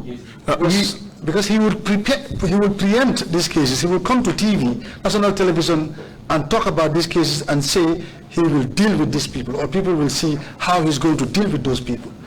dana nekk koo xam ne nii daal dafay faxas lépp lu jëm ci wàllu tabax bu bokk na ci nag ñëw ci télé bi ñëpp di ko seetaan muy tikku naan danaa jëflanteeg ñii te ñii dañ gis naka laay jëflanteeg ñoom.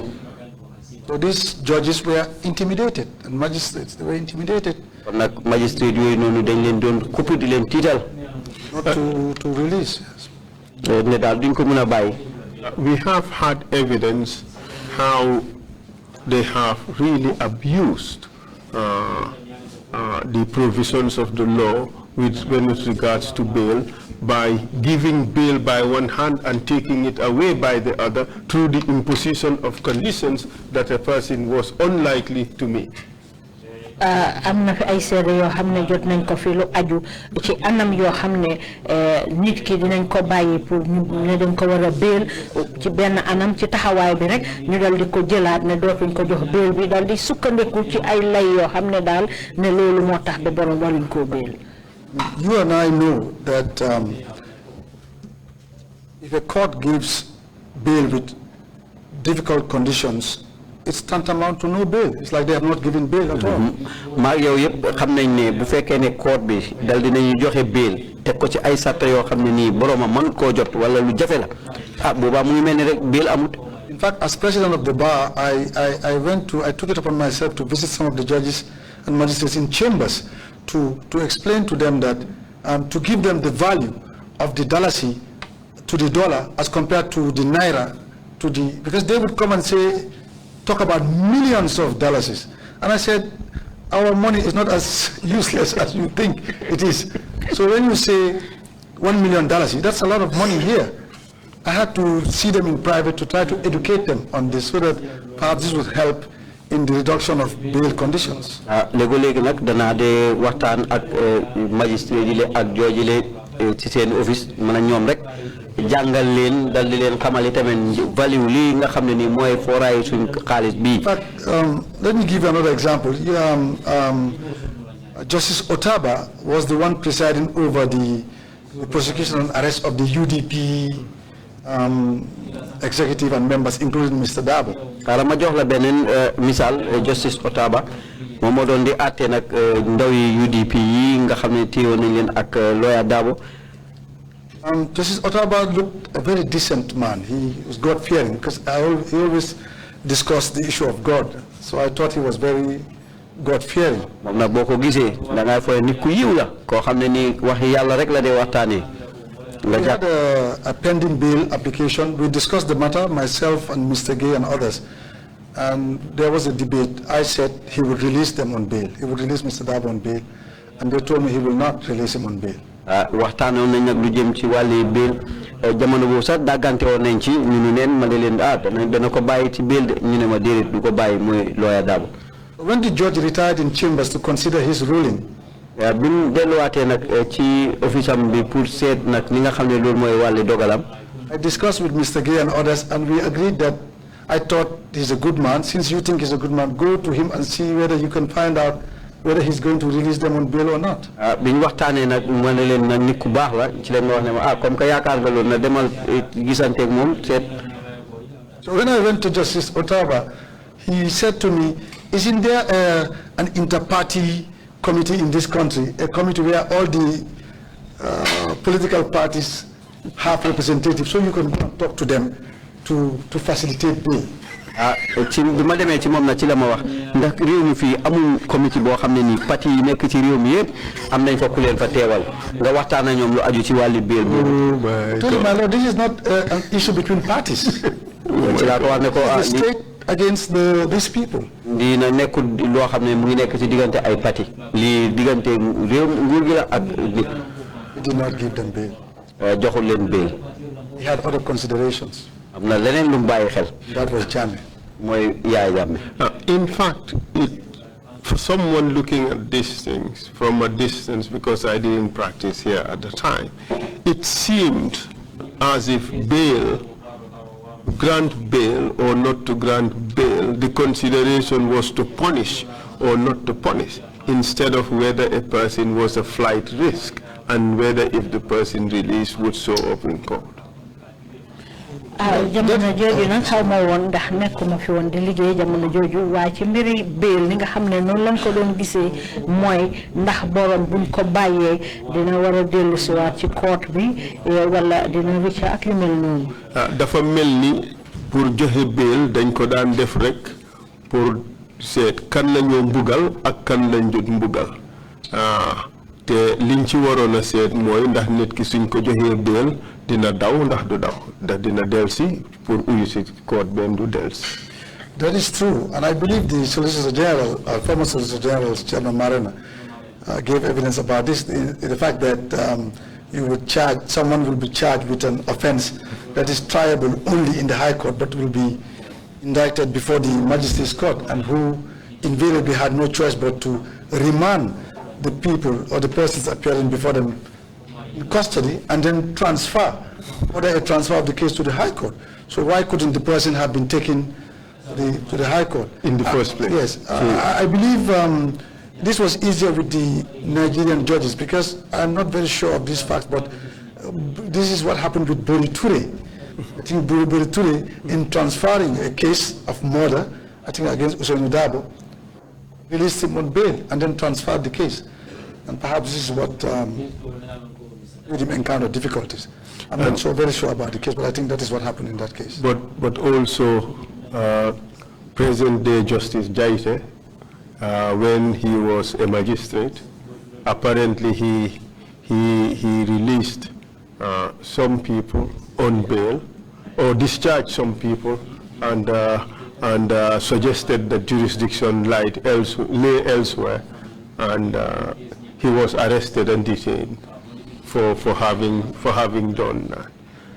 bu demee ni mbiri Jaite nga xam ne magistrate la woon atte woon na ay nit yoo xam ne daxoon na fi nga xam ne foofu lañ leen doon atte ne foofu nekkul béréb bi nga xam ne fa lañ leen war a atte waaye bi mu defee ndogal boobu nag moo am na leneen loo xam ne moo ko ci fekk. Yes, I heard the former Solicitor General speak about this. I don't know the details of the case over which Justice Jaite presided, but there are many examples of these. It was the order of the day here.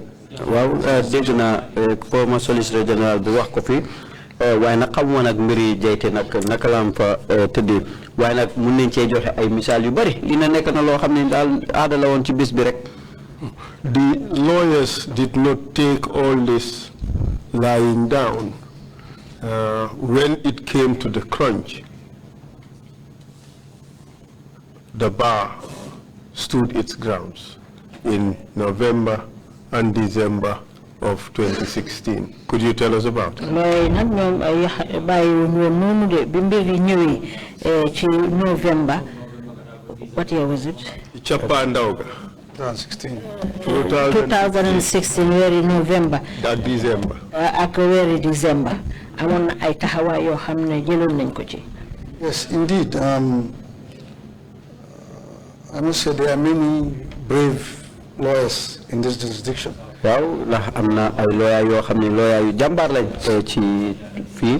Lawyers who did not care what Jammeh was doing or about, but they wanted to ensure that the rule of law prevailed here. And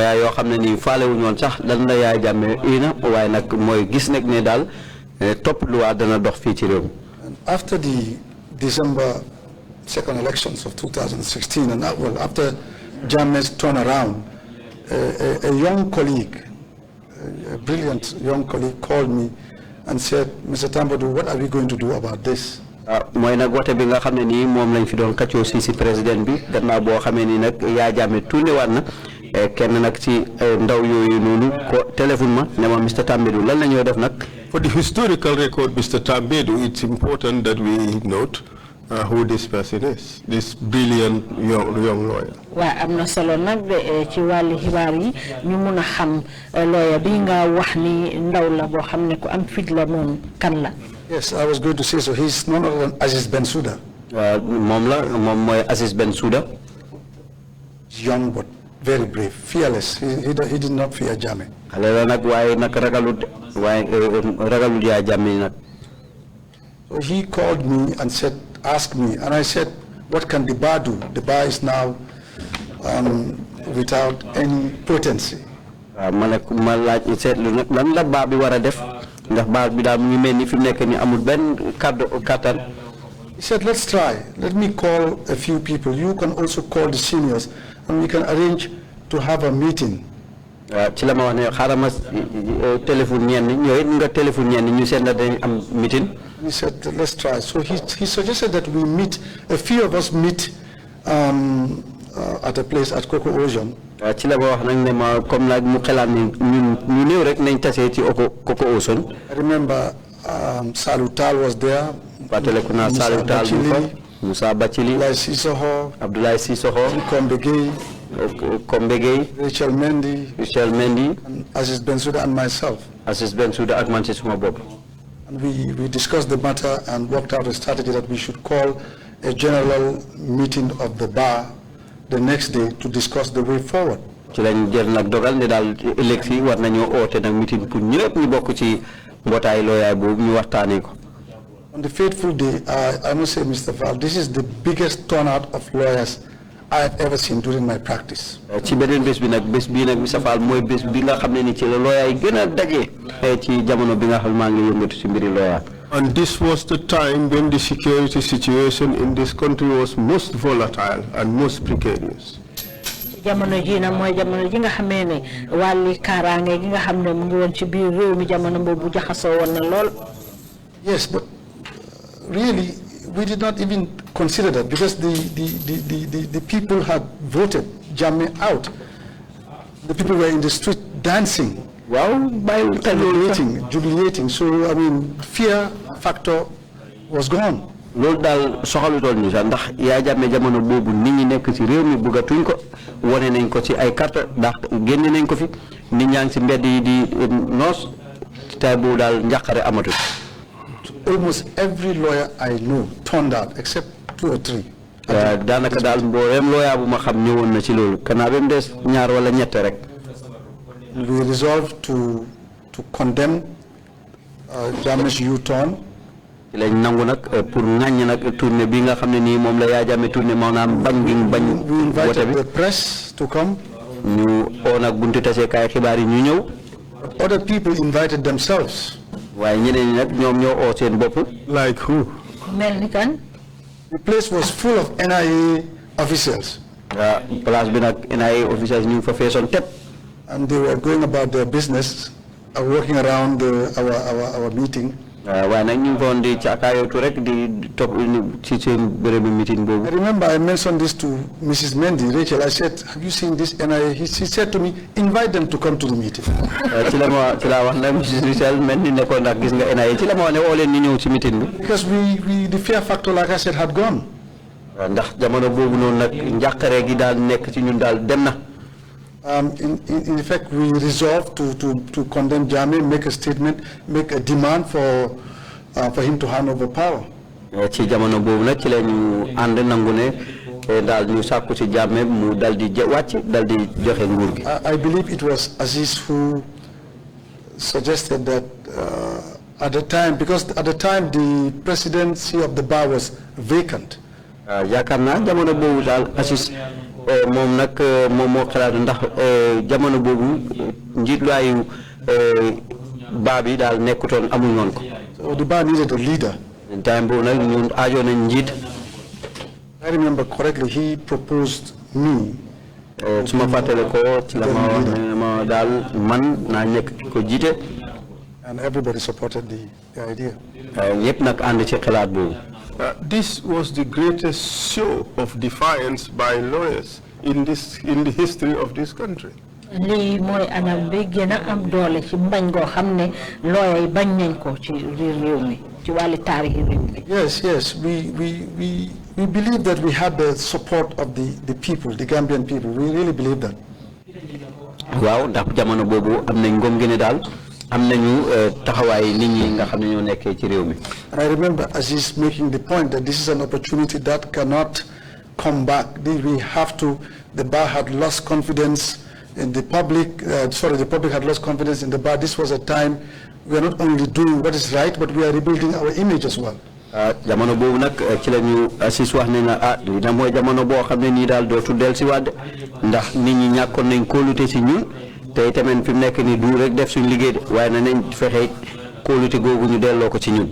Different members from abroad, members of the bar who worked, they had come to Gambia in December for Christmas. They were all present, and different speakers stirred up emotions for us to do what was right. ñu bëri nag wax nañ ci ndax jamono boobu lawyer yi nga xam ne ñoom ñu fi doon yëngatu te dem ci nekkoon bitim réew ñëw nañ time boobu holidays Christmas ñoom ñëpp ñu wax. And there was a debate as to what kind of action we should take or do. dàggante woon nañ nag ci yan jéego lañ waroon a jël. I think the last speaker was former Attorney General Abubakar Tambaidou. ki mujjoon a wax nag mooy ki nekkoon ministre bi fii di Abubakar Tambaidou. He kind of lambasted us. He said perhaps we don't have shame. We are here arguing about what kind of statement or protest to make. When we are here, we could not even get our clients on bail. This is an opportunity that should not be missed. ci la wax ne daal lii nekk na bunte boo xam ne nii waruñ koy caaxaane ndax ñun ñu ngi nekk fii rek di wax lan lañ war a def te suñ client yi sax pour bail leen sax mënuñ koo am. So a few were selected to draft a statement. ñun nag ñu néew tànn nañ ñëw pour ñu bind ay bataaxel. I read the statement. I looked at it and I read it. ci la xool nag bataaxel bi jàng ko. And I added the word treason. ci la yokk nag ci baat bi ci suuf treason mooy suufu nguur. What would have amounted to treason? lan moo waral treason boobu. That Jammeh's action in saying that he rejected on his own the results of the December 2nd elections was tantamount to overthrowing the will of the Gambian people. So this was an overthrow of the constitution. mooy yaa Jammeh wax bi mu wax ne daal moom dafay bañ dàq nag results yi nga xam ne moo fàqee ko ci élection boobu moom ci jëmmi boppam nekk na mbir moo xam ne ni day dal dina wëlbati wala boo dinga na li nga xam ne nii moo nekkoon na nit ñi ci jamono boobu. That was a very strong statement, but also very profound. You set out to protect the vote and the right of the Gambian people, and by extension, the Constitution of the Republic of the Gambia. loolu kàddu gu am solo la te waaye dëgëral na tamit ne yéen a ngi taxawoon jot pour aar li nga xam ne moo di luwaa bi réew mi doxal aari tamit ñi nga xam ne ñooy waa doomi Gambia yi. Yes, indeed, because at the time there was no other voice apart from Jammeh. He is the one who made his statement, and we were all waiting. Everybody was listening, waiting. So we thought this we could not take. We had to come out and tell the people that this is not right, what Jammeh is doing is not right, the will of the people must be upheld. waaw jamono boobu amul benn kàddu gu jib gu mooy gu Jammeh ñu ngi ko doon xaar mooy tax ñu ni tamit ñu jóg ñu ni daal lii duñ ko seetaan ndax Jammeh fi mu nekk nii mu ngi bugg a wëlbati li nga xam ne moo nekkoon nit ñi. And by standing up to him in such a blatant manner, in the presence of the peering eyes of the NIA, and they couldn't do anything about it, you in fact showed that the emperor was after all very naked. taxawaayu am solo yo nga xam ne moom ngeen jëloon def ko sax ci kanami ay NIA yëpp ñu ngi teewoon jàkkaarloo ak yéen loolu wone na ne doole boobu nga xam ne moo fi nekkoon fi nekk nii yéen taxaw ngeen ci. Yes, this is so, Mr. Fall. You cannot overemphasize that statement, that grouping, and the resolve of the Gambian bar, because we thought at the time that there was no other hope. If we did not do it, even if we were going to rely on outside help, somebody had to start it from within. We had to stand here, rally the people together, and make a statement. And if we get support from the people, then that's it. The die is cast. Well, jamono boobu noonu nag gis nañ ni tamit nag amul dara lu ñu mën a def naam sax bu fekkoon ne ñu ngi doon sàkku ndimbal ci biti waaye foog si rek mu dooree fii ci réew mi. But of course, all that happened, but it was not also rosy for those who were involved in it, especially the very visible leadership of the bar. Waa loolu yëpp tam def ngeen ko de waaye nekkutoon loo xam ne tamit lu jëkka la woon ci ñi nga xam ne ràññee woon nañ leen surtout kilifa yi jiite woon ci wàlli lawyer yi. Yes, that is so. That is why initially I was supposed to read the statement to the press, but I told Aziz again, who had become my confidant, I said, in reading this statement, I wanted every member who was present to stand behind me so that everybody appears, so that if I'm reading, it's like it's all of us reading. I'm not reading, I'm reading on behalf of the bar, to give me some form of comfort and to give each other some form of comfort, because really we were dealing with somebody who was ruthless. Waaw jamono boobu nag ci laa ko wax nag moom Aziz nga xam ne daal moom laa seqal mbir mi kon ko ne ko bu may jàng nag lii na ma ñëpp dar nga xam ne nii danaa ñun ñëpp ñu daal di farlewante ci mbir mu mel nii nga xam ne nii la tëddee nag jamono ji. But in spite of all that, it was not, or let me rephrase it, in spite of all that, there were threats to your safety and security. Ndax ak jéego yooyu nga xam ne moom ngeen jël yëpp amoon na nag tiitaange yoo xam ne amoon ngeen ko ci seen wàlli kaaraange. Yes,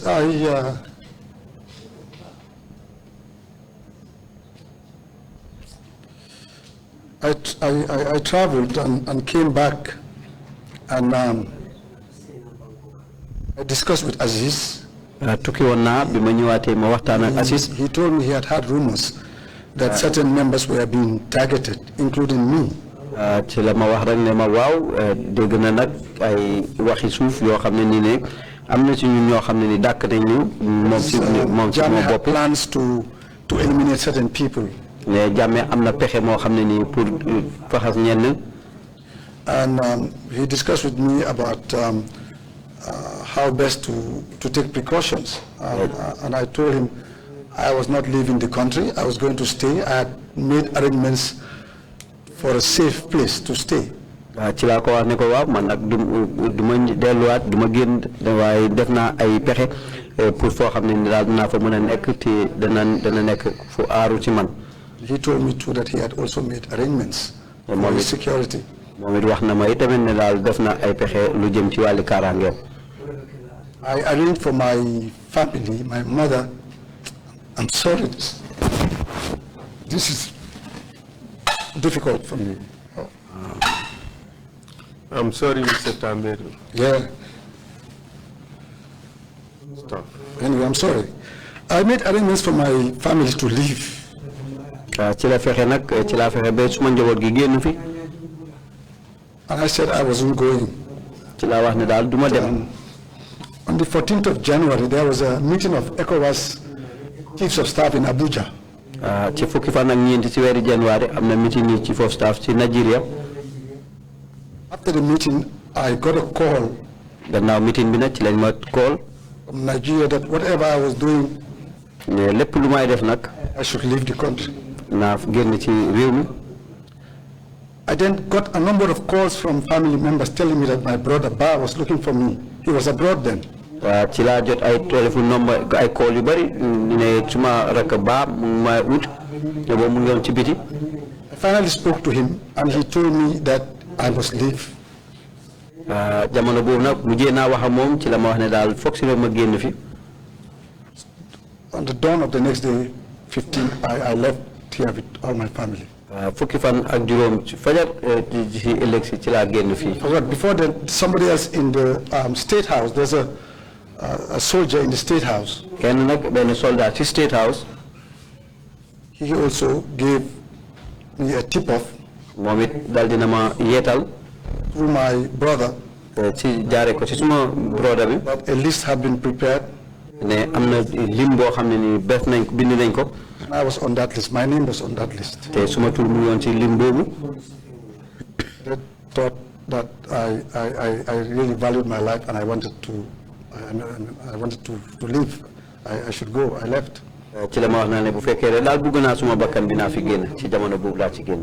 But your show of defiance did not even stop at that. waaye nag seen mbañ gi ngeen doon wane day amul foofu de. Oh, Mr. Pal, this emboldened me. I mean, to leave. I remember my late father, who had traveled extensively in Africa. Whenever I made a comment one day watching the news about civil strife, I believe in Uganda, and he said, and I said, these people should go back home and stay calm. He said, pray that you do not live in a situation where you have to leave your country as a refugee. If you do that, the day you do that, then you will know what these people are feeling. So I thought nobody had the right to make me leave my country. jamono boobu nag mu ne waxtaan bu ñu doon seetaan télé ba mu ci gisee nag waa réew yeneen beneen réew daal ñoom nag ñu ngi gis seen coow loo xam ne nii di génn bitim réew mu wane daal ñii dañ waroon a delluwaat bàyyam ne ko ñaanal yàlla bul nekk ci jamono boo xam ne nii da nga war a génn sa réew doon doxandeem feneen. So I was determined to help in any way to make sure Jammeh left this place and that normalcy returned to the Gambia. ci jamono boobu nag ci laa nekk ci ay jéego ba gis ne daal yaa Jammeh mi génn na fii ci réew mi. Including, in fact, by doing the unthinkable. bokk na si sax nga def loo xam ne kenn xalaatu ko. That was real creativity. loolu moom xalaat la boo xam ne sukkandiku ko ci wàllu luwa. Tell us about it. wax ñu loolu. Well, Mr. Val, you know we are lawyers, and we read and we interpret what we are given. Mr. Val ñun ay lawyer lañ jàng nañ te tamit dañ dee sottandeku li nga xam ne nii loolu la ñu jox. But I had help and advice. waaw nag daal di woon naa dox nag ci ak ndigal. As usual, I was in Dakar, but I called Aziz. comme ni ñu ko daan defee rek maa ngi woon Dakar ma call Aziz. It was Aziz Bensouda who sent me the text. Aziz Bensouda nag moo ma yónnee texte bi. The oath of office of the president. di waat gi nga xam ne ni moom lañ daan waatee président bi. I called Mr. Antoumane Gueye. I run the same with him.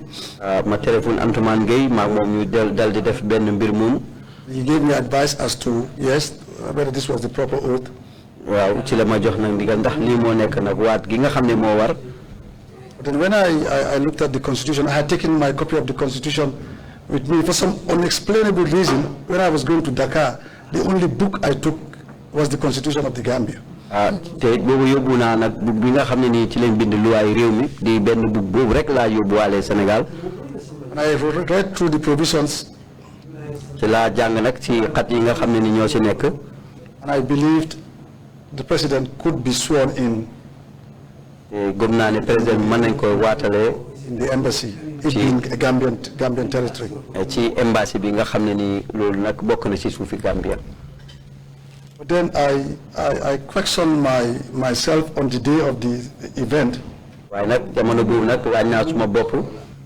When I was approached by many ambassadors from the US, from France, from Tunisia, from Morocco, asking me about whether what was going to happen could happen. jamono boobu nag am na ay ambassadeurs yu bëri mooy ci dëkk yi nga xam ne moom la lim nii dama laaj ndax lii nga xam ne nii moom nga paree def ndax mën naa am. They were supporting the Gambia. ñoom nag ñu ngi doon baddu Gambia jamono boobu. They wanted to support the Gambia to do what was right. jamono jooju nag ñu ngi doon bugg a taxawu Gambia pour ñu def li nga xam ne moo war. The Tunisian ambassador told me we do not want to participate in an illegality. jamono boobu nag ambassadeur bu Tunis ci la ñu wax ne ci ma wax ne bëgguñoo dugg ci loo xam ne dëppawut ak yoon. We just resolved to continue because that was the right thing to do. amoon nañ ñu ne rek pour continuer ndax loolu mooy li nga xam ne moo waroon a am. But put aside the legality involved. waaye ñu tegee boor nag li nga xam ne mooy yoon yi loi bi ci But the bokk. symbolism itself waaye ci anam yi nga xam ne noonu la feeñee. killed Jammeh's rule completely. loolu jeexal na taxawaay Jammeh. Yes, I believe it is after the swearing-in ceremony when he took the oath of office that President Barrow had the legitimacy li nag rally international support to call for assistance. mooy jamono bi nga xamee ne nag ne waat na jamono boobu la président Adama Barrow am nag doole pour am ndimbal ci bitim réew yëpp. He was therefore vested with power of commander-in-chief of the Gambia Armed Forces. jamono boobu nag ci lañ ko ràng nag maqaamaam commander-in-chief jiite lépp loo xam ne ñu ngi yëngu ci wàlli service That bu is why Gambia. he addressed them directly and gave them orders. jamono boobu nag ci la wax ak ñoom dal di leen jox ndigal. That facilitated the rest. loolu nag moo dal di doxal nag leneen li ci des. That was a historic moment, a very emotional one. Thinking about it, it really rattles me. loolu bu ma ko xalaatee mbir la boo xam ne taarix bu rëy la ci biir réew mi mbir mu daw yaram la woon. But to end this all, what would you say to describe Jammeh's 22-year rule of this country? waaye pour tënk ko rek nan nga ñu mun a wax ci anam yi nga xam ne ñaar fukki at ak ñaar yi Jammeh jiite woon réewi Gambia. Terrorism. We lived the constant fear, constant terror.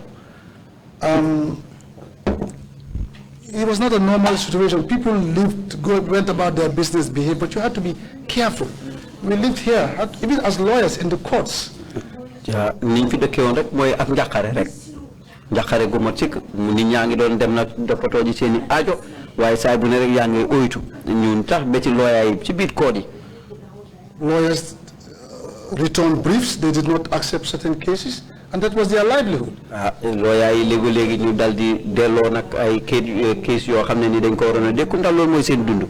Lawyers were arrested for simply carrying out instructions, representing their clients. looyaa yi ñu ngi leen ay jàpp ci anam goo xam ne mooy dañ topp ndigal boo xam ne ni rek ndigal lu jóge ko ci seen client la. There was no confidence in the judiciary. amul nag benn yaakaar ak kóolute boo xam ne mu ngi demoon ci judiciary bunte atte bi. Some of us are ashamed. I am ashamed of certain acts. I told clients that you will not get bail man from the courts. ñu nag léegi dañ daan am acce lool jamono biñ daan wax suñu client yi ne doo am bail ci code bi. When clients propose to pay their way to get bail, we turn the blind eye. mooy jamono boo xam ne ni client bi pare naa fay sax ci loo xam ne daal rek pour dimbale ko ci bail waaye jamono boobu rek ñu dummóoyu ko. Because it was an illegal act. ndax loolu nag nekk na loo xam ne nii dëppwut ak yoon. This is how we lived here. noonu lañ daan dundee. For 22 years. jërëjëf ñaar fukki at ak ñaar. Personally, made me hate soldiers. waaw loolu nag tax na ma bañ daal ay soldats. My perception of soldiers changed when I started to represent Langtombang and the others. I knew there were good soldiers among the lot. suma gis-gisi soldat daal mu jéegi na commencé wecceeku ci jamono bi nga xam ne maa ngi doon taxawal Langtombang Tamba ndax am na ñenn ñu baax ñoo xam ne ñu ngi ci ñoom. Painted everybody with the same brush. I thought this is Jammeh and his group. ma dal di méngale ñëpp ak Jammeh daal ak nitam yi. Fortunately, that is not the case. waaye nag ndeysaan duutoon loolu rek duutoon mbir mi. Thank you very much, Mr. Tambaidou. No further questions, but before I cede the floor to the chair, you had mentioned that colleague who set up a rival bar association. Could you kindly list his name, please? Jërëjëf Tambaidou waaye balaa maa jox kàddu gi chairman bi ndax di ñu bindal turi ki nga xam ne moom moo taxawaloon beneen mbootaay àttekat yi. Thank you very much, Mr. Tambaidou. You were most helpful. Thank you. Thank you, Council, and thank you, Mr. Tambaidou, for coming to testify before the Commission. Jërëjëf Tambaidou ci li nga ñëw pour joxe sa seede fii ci kanam commission bi. And thanks for an extraordinary testimony. Lii nag moom seede la boo xam ne bu am solo la boo fi joxe nii. No Gambian will forget, I think I told you during the coffee break, that the extraordinary situation in Dakar, the iconic scene that we had all seen, feeling liberated from 22 years of brutality and dictatorship, no one would forget that scene. Amul benn waa Gambia boo xam ne dina mun a fàtte xew-xew boobu nga xam ne jiite woon nga ko mu amoon foofa ca Sénégal nga xam ne ñun ñëpp jàppoon nañ ne fi mu nekk nag rëcc nañ ci mbugal ak toroxtaange gi nga xam ne ci ron loolu lañ nekkoon ci jamonoy Jammeh. You were the one selected by Allah. yow nag nit nga koo xam ne yàlla suñu borom moo la tànn. To push that button that brought down the curtain on Jammeh's era. pour fexe ba li nga xam ne moo jeexal jamonoy Jammeh nga jiite ko taxawu ko. I thank you enormously for that service to the country. ñu ngi laa gërëm bu baax ci liggéey boobu nga xam ne defal nga ko réew mi. Your testimony revealed them a lot of things. sa seede yi nga fi joxe day feeñal la mbir yu bare bari. The abuse from the Bar Association. li nga xam ne moom lañ yàq li mbootaay lawyer yi. Almost, sorry to use the language, castrating the institution, the association. loolu yàq na bu baax li nga xam ne moo di taxawaayu mbootaay boobu. And the constant, relentless manipulation of the judiciary was unbelievable. ak taxawaay bi nga xam ne ñu ngi ko jëloon rek dugal seen gémmiñ ci lépp loo xam ne moo di doxali ni atte bi loolu doy waar la te kenn mënu koo gëm. I don't have any questions to pose, to ask you. aw ma benn laajte bu ma laa laaj nag. Just waiting anxiously to hear your concluding remarks on what went wrong in our country. xanaa rek ñu xaar sa kàddu yu mujj yoo xam ne di nga ko fi gaaral ci lan moo xam ne mu doon dox ci réew mi te jaaduwul. Commissioners, if you have any questions, please indicate. Commissioner yi boo leen amee dara loo leen di laajte. Imam C, you have the floor. The two imams would follow each other. Imam C moo fee laajte bu ko defee yeneen ñaari imam yi ñoom dinañ ci jël kàddu. asalaamaaleykum wala Sirif. asalaamaaleykum wala Sirif maa ngi lay nuyu. Greetings to you, Alaji Sirif. maa ngi lay nuyu de la gërëm. My greetings to you and I thank you ci leeral bi nga leeral nii for what you have cleared for us here today. li nga def nii jàppale na Gambia lu bari bari bari bari. What you did, you have done a lot for this country. jaagle woon na nit ñi waaye set na wecc. It really was in darkness for the people, but you have cleared up everything. xam nañu ne ndimbal rek moo fa nekkoon. And now it is clear that it was with your help, with others, that saved the people. waaye gërëm ci loolu. Our thanks to you for that. man moom yaay sama lawyer. For me, you are my lawyer. waaye sa nag bi ba léegi jëriñoo ko. But you have not still collected your cow. jërëjëf. Thank you. Thank you very much, Imam. jërëjëf Imam. Imam Diallo, you have the floor. Thanks. Witness, seede bi. your last point was very, very important, particularly for me. wànna gi nga mujjee laal de am na solo lool surtout pour man. It showed how cohesiveness and togetherness can conquer a situation. wone na naka la mbolo doon benn mun a fexe ba liñ soxla ñu mun koo am. But we must have the correct leadership. waaye nag foog ñu am njiit yaa koo xam ne ku jub la. What would you recommend for this country? lan nga mun a xalaatal réew mi. Ensure that we have this cohesiveness and avoid the opportunity of a evil leader to rule us again in this country. pour ñu gis ne daal benno ak bokk benn xalaat dina tax ba ñu mun a booloo ba duñ fi mun a tee am benn njiit loo xam ne njiiti jaay doole laa doon fii ci. Because we are not too sure that another Yaya Jammeh would not be born. ndaxte óorul ñu nag ndax beneen Yaya Jammeh dina fi ñëwaat. I hope God will never do that. ñu ngi ñaan yàlla bu mu fi amati. Thank you very much, Imam Jallo. jërëjëf Imam Jallo. The other day, when Cherno Marena spoke here, he said, what was the difference between Yaya Jammeh of a particular date and Yaya Jammeh of a subsequent date?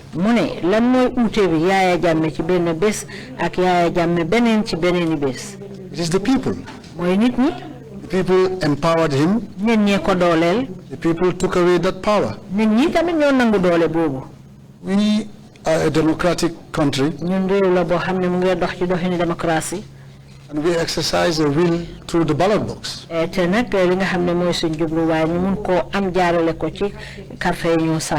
We should be careful how we choose our leaders.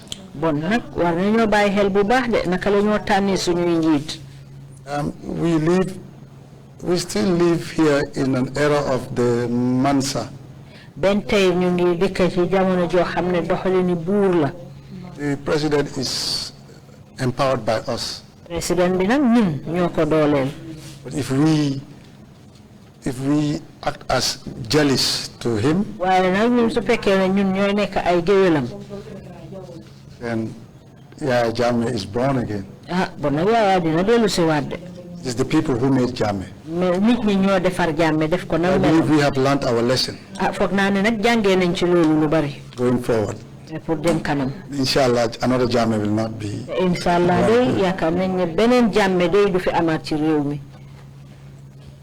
Our mantra answers that question, never again.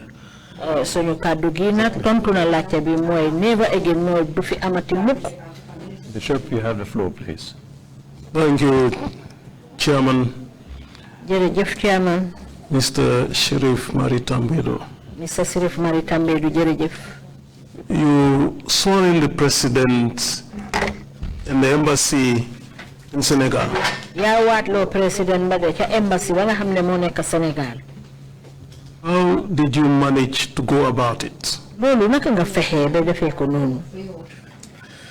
Like I said, I believe I repeat it. I said I took a copy of the Constitution, and the Constitution did not state the place where the president should be sworn in, and the Constitution did not say who should swear in the president. Comme ni ma ko waxee rek ba ma dem dama gàddu waale woon téere bi nga xam ne moo ëmb luwaa yi nga xam ne moom la réew mi di doxee te foofa nag ca téere booba amul fenn fuñ ci waxee fan la président bi war a waatee ak it tànn ki nga xam ne moo ko war a waatloo. Just say the president shall take the oath. dañ ko wax rek ne président bi nag war naa waat.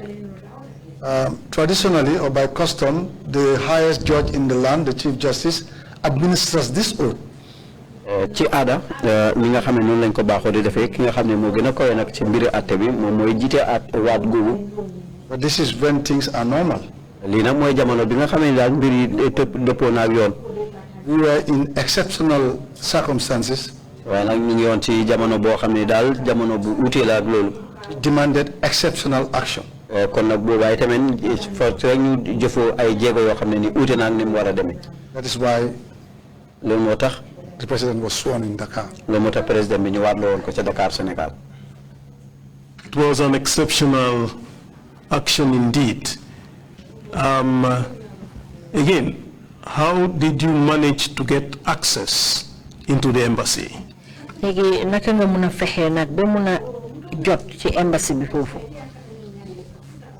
Well, in the morning of the event, si suba gi si bési xew-xew boobu. I was invited to go to the embassy by my Fatou. dañ ma oo nag pour ma dem si embassy bi di may Fatou. Because we were going to look at the logistics, the modalities of the swearing ceremony. The decision had already been taken that the swearing in would take place on that day. ndax moom nag dañ doon dem pour seet tëralin ak ñi nga xam ne mu ngi aju ci wàllu doxalin ni ñu war a waatee foofu. My party, I believe Ami Bojan, CDS Kinte, and officials of the Senegalese government. yaakaar naa maa ngi foofu nag may Fatou Ami Bojan si ak CDS Kinte ak yeneen kilifa yoo xam ne ñu ngi nekk ci nguuri Sénégal. And the ambassador, the Gambian ambassador in Senegal. ak ambassador bu Gambia bi ca réewi Sénégal. That's when we gathered there. foofu lañ tase. We had even had difficulty to enter. An NIA official who was assigned there took away the keys of the embassy. And we had difficulty. We had to wait for him to come and open the doors. NIA bi nga xam ne nag mu ngi yoon ci embassy bi foofu dafa yóbbuwoon caabi ñu toog di ko xaar ba mu ñëw pour mu indi ñu caabi ubbi bunte yi. Let me say this is a joke, but it's true. xam nga wax lii nag caaxaan na waaye nag dëgg la. When we went in there, they were removing portraits and pictures. bi ñu fa demee jamono ñu ngi génnee nataal yeeg yeneen tey liñ ci tey. The photo of President Macky Sall was easily removed. nataali Macky Sall bi nag gaaw nañ koo génnee. When they tried to remove Jammeh's photo, bi ñuy génnee nag bu nataali Jammeh bi. it was very difficult to do so. ngi jafe woon lool pour def ko. They had to bring a carpenter. Fox dañ indi carpenter. The chief of protocol at the office of the president of Senegal, Bruno. Chief of protocol bi ki nekkoon njiiti bakk néegi ci office of président du Sénégal. Bruno. This man is still recalcitrant. He's refusing to go. The picture will not go. waaw ko wax ne ko kii na ba léegi mu ngi bañ nataal bi sax mu ngi bañ a génn. He said to me, this photo will be removed. si la ma ne nataal bi dañ ko génne. And he will also be removed. te moo bi dañ ko fa génne. So if that answers your question. loolu nag bu fekkee tontu na sa laajte bi. The sun sets and Jammeh goes. bor set nag Jammeh dem. If you have any concluding remarks, I'm sure you will, or invite you. Please go ahead and make those some remarks now, Mr. ne nag bu fekkee ne am nga leneen kaddu yoo xam ne moom ngay tëjee sa waxtaan wi ñu nga continuer def ko. Thank you, Mr. Chairman. jërëjëf Mr. Chairman. I don't have much to say. ama lu bari lu ma wax. I wish to thank you and members of the commission.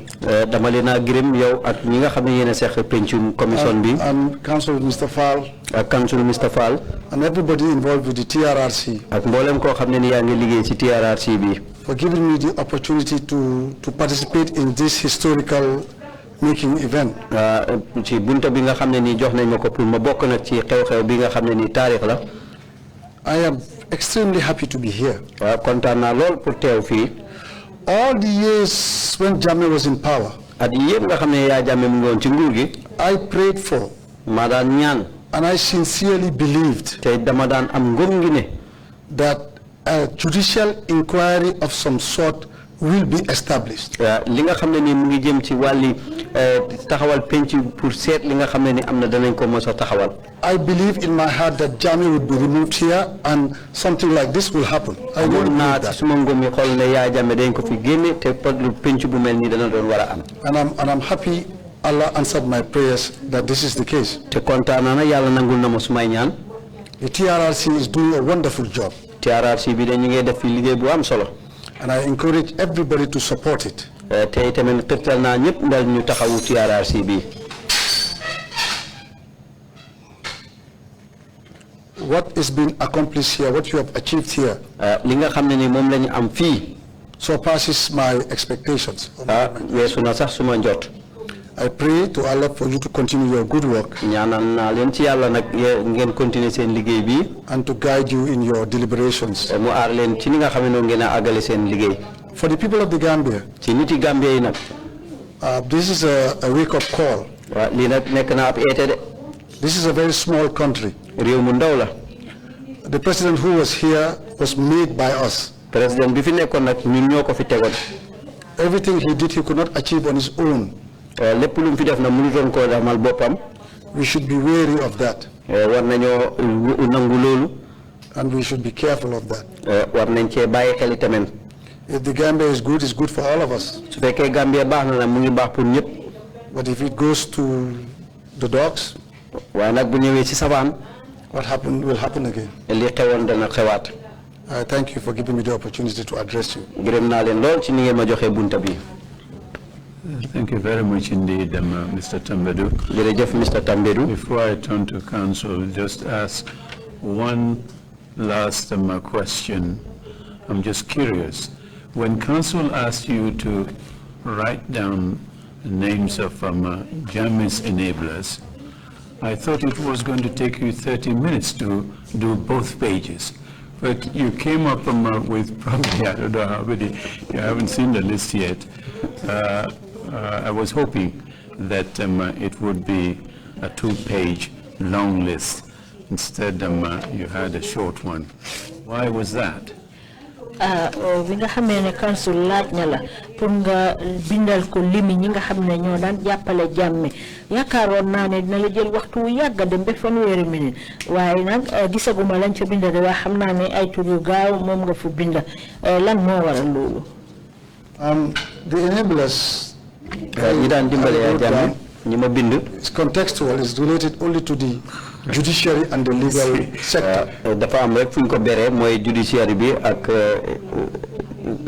àttekaay bi. I also listed those that I had my personal experience. bind naa it ñi nga xam ne ni man suma boppa jëflante ak ñoom. Not from other rumors or stories I've heard from colleagues. du like leneen li nga xam ne dégg naa ko si ay yeneen i nit. I could swear for those, on the names I wrote that they were enablers. I did not want to speculate about others. That's the reason, sir. Thank you. There is a line from a 1950s comedy where Ralph asked Norton, can you put down the things that I'm good at and what I'm bad at? And then a good list had just 2 jottings, and the other one was just going on. He was just writing. He said, what do you mean? Am I that bad an individual? There I was hoping that Jammeh's long list of crazy things that happen in this country would fill an encyclopedia. But thank you so much. Yes, I'm sure your report would bring out that. Surely it would. And Mr. Chair, this list would now, if you, with your indulgence, would be Exhibit 214, if you accept it. 214, yes. Thank you very much. Request is granted, Councillor. Thank you. Thank you all very much indeed. We'll take, is there a lunch break or is that it? That's it for the day, Mr. Chair. That's for the day? Yes, Mr. Chair. Thank you very much it's indeed. 3 o'clock. Yeah. Thank you. Mr. Tambaidou, again for coming to help us with fulfillment of our mandate. We will end the day here and then come back tomorrow morning at 10 o'clock sharp. Meeting is adjourned. Thank you all very much.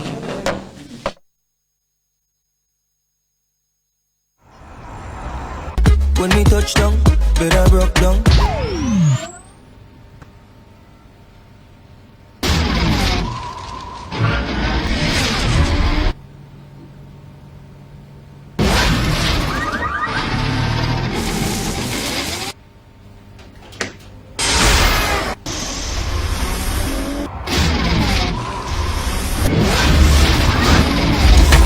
Gamtel G-Fiber, now you can enjoy super fast internet in gigabytes. G-Fiber is affordable, stable, secured, and accessible to homes, businesses, and enterprises. With Gamtel G-Fiber, the future is speed.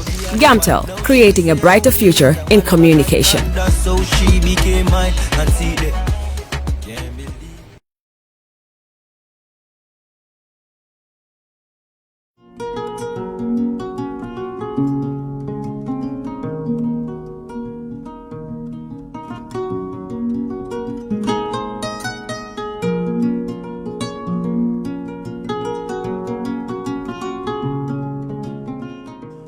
all your pastry, bakery and quality food, CK Restaurant is the only place to be. We do catering for birthdays, weddings, and all related services. We have all kinds of local foods, American, European, and even beyond.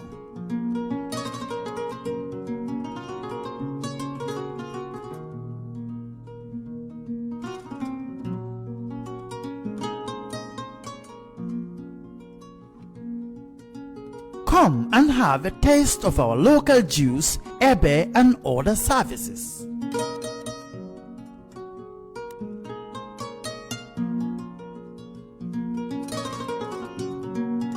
At CK Restaurant, customer satisfaction is our priority.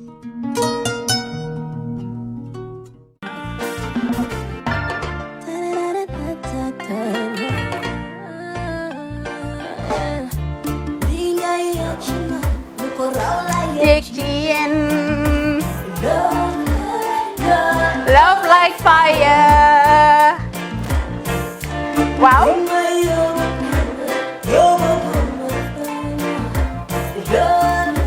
Love like fire. Xam ngeen rek affaire bi xam ngeen fan la? Skincare la. 2020 lañ wax de. Waaw. Fii nag mooy Kerr fan Kerr zero tache. Perfect skin. Skincare saa su ne rek niñ ko dee defee rek loo lañ soxlaati rek maanaam bu ngeen am problème ci seen skin ngeen xam ngeen fan la fii ngeen di ñëw suma xarit yeeg am di jàmm yi nga xam ne taas daf lañ sonaloon xam nga doon xeesal ba laka xum éneew ma lañ ko nag waaye just in case comme ni ko gars yi di waxee rek en cas just in case loolu xew xam ngeen fi ngeen di ñëw Skincare Plus si yu baax rek la ñoo dox nag ay baax rek fu ne la ñoo dem ci réew mi di lañ indi rek nag products yu baax du Paris du Italie du USA du fi mu nekk nii sax boole nañ ci nag Sweden fu nekk lañ leen a indilee products bu dee tamit nag da nga ñuul rek ñu lay jamaa natural beauty that melanin dripping we do have stuff for you as well emuñ si skincare products rek ñu ngi ci cuub yi tamit fu ne la ñoo jaar in fact sax last commercial bi ñu defoon waxuñ leen woon ne dañoo dox ci ay kawar 9A grade rek nag waaw we do have bundles as well hair si lu ne la ñoo dox ñun ñu ngi ci rafetal jigéen rek luy taaral jigéen rek waaw boo leen di tukki tamit bëggoon rek classic suitcase ñu dañoo dox ci ay Samsonite duñ dee indi any brand of suitcases though other than Samsonite comme li ma dee wax rek boo eggee airport dëri Samsonite dafa am nuñ laa xoolee waaw ngeen ne lan nag waaw skin ci moom la ñu gën a xamee nag skincare products ci moom la ñu gën a xamee ñu ngi dox tamit bentee tamit si ay dàlla man waaye man nag skincare mooy suma specialty xam nga rek jigéen bu sa xar kanam réglé loo def mu jag am nañ Patricia Reiner Kiwi Eye the whole range Lighten Up Gold Tomatine I mean the list can just go on and on and on and on lépp loo xam ne rek luy taaral jigéen la ci yooyu rek la ñoo dox Skincare Plus nag emuñ si Gambia rek ñu nga United States ñu ngi Gambia fii ba pare bu dee yaa ngi anywhere in Europe mun nañ la ko mail within 3 days rek ñetti fan rek nga jot say diw emuñ si loolu rek dañ laa consult tamit balaa ñu laa jaay diw dinañ def a free consultation pour wax la rek exactly li nga xam ne moo méngoo ak sa kanam dinañ leen wax tamit ne rek am nañ perfumes you know fragrances men's shirts accessories we do dresses as well we do blouses I mean we do shoes name it we do them Skincare Plus 2020 is our year of perfection zero task fi mu nekk nii réew mi fii kenn waratu fi task kenn waratu fi am problème kanam kenn waratu fi am problème yu picca boo ko amee dafa fekk ne rek ñëwuloo ci place bi fii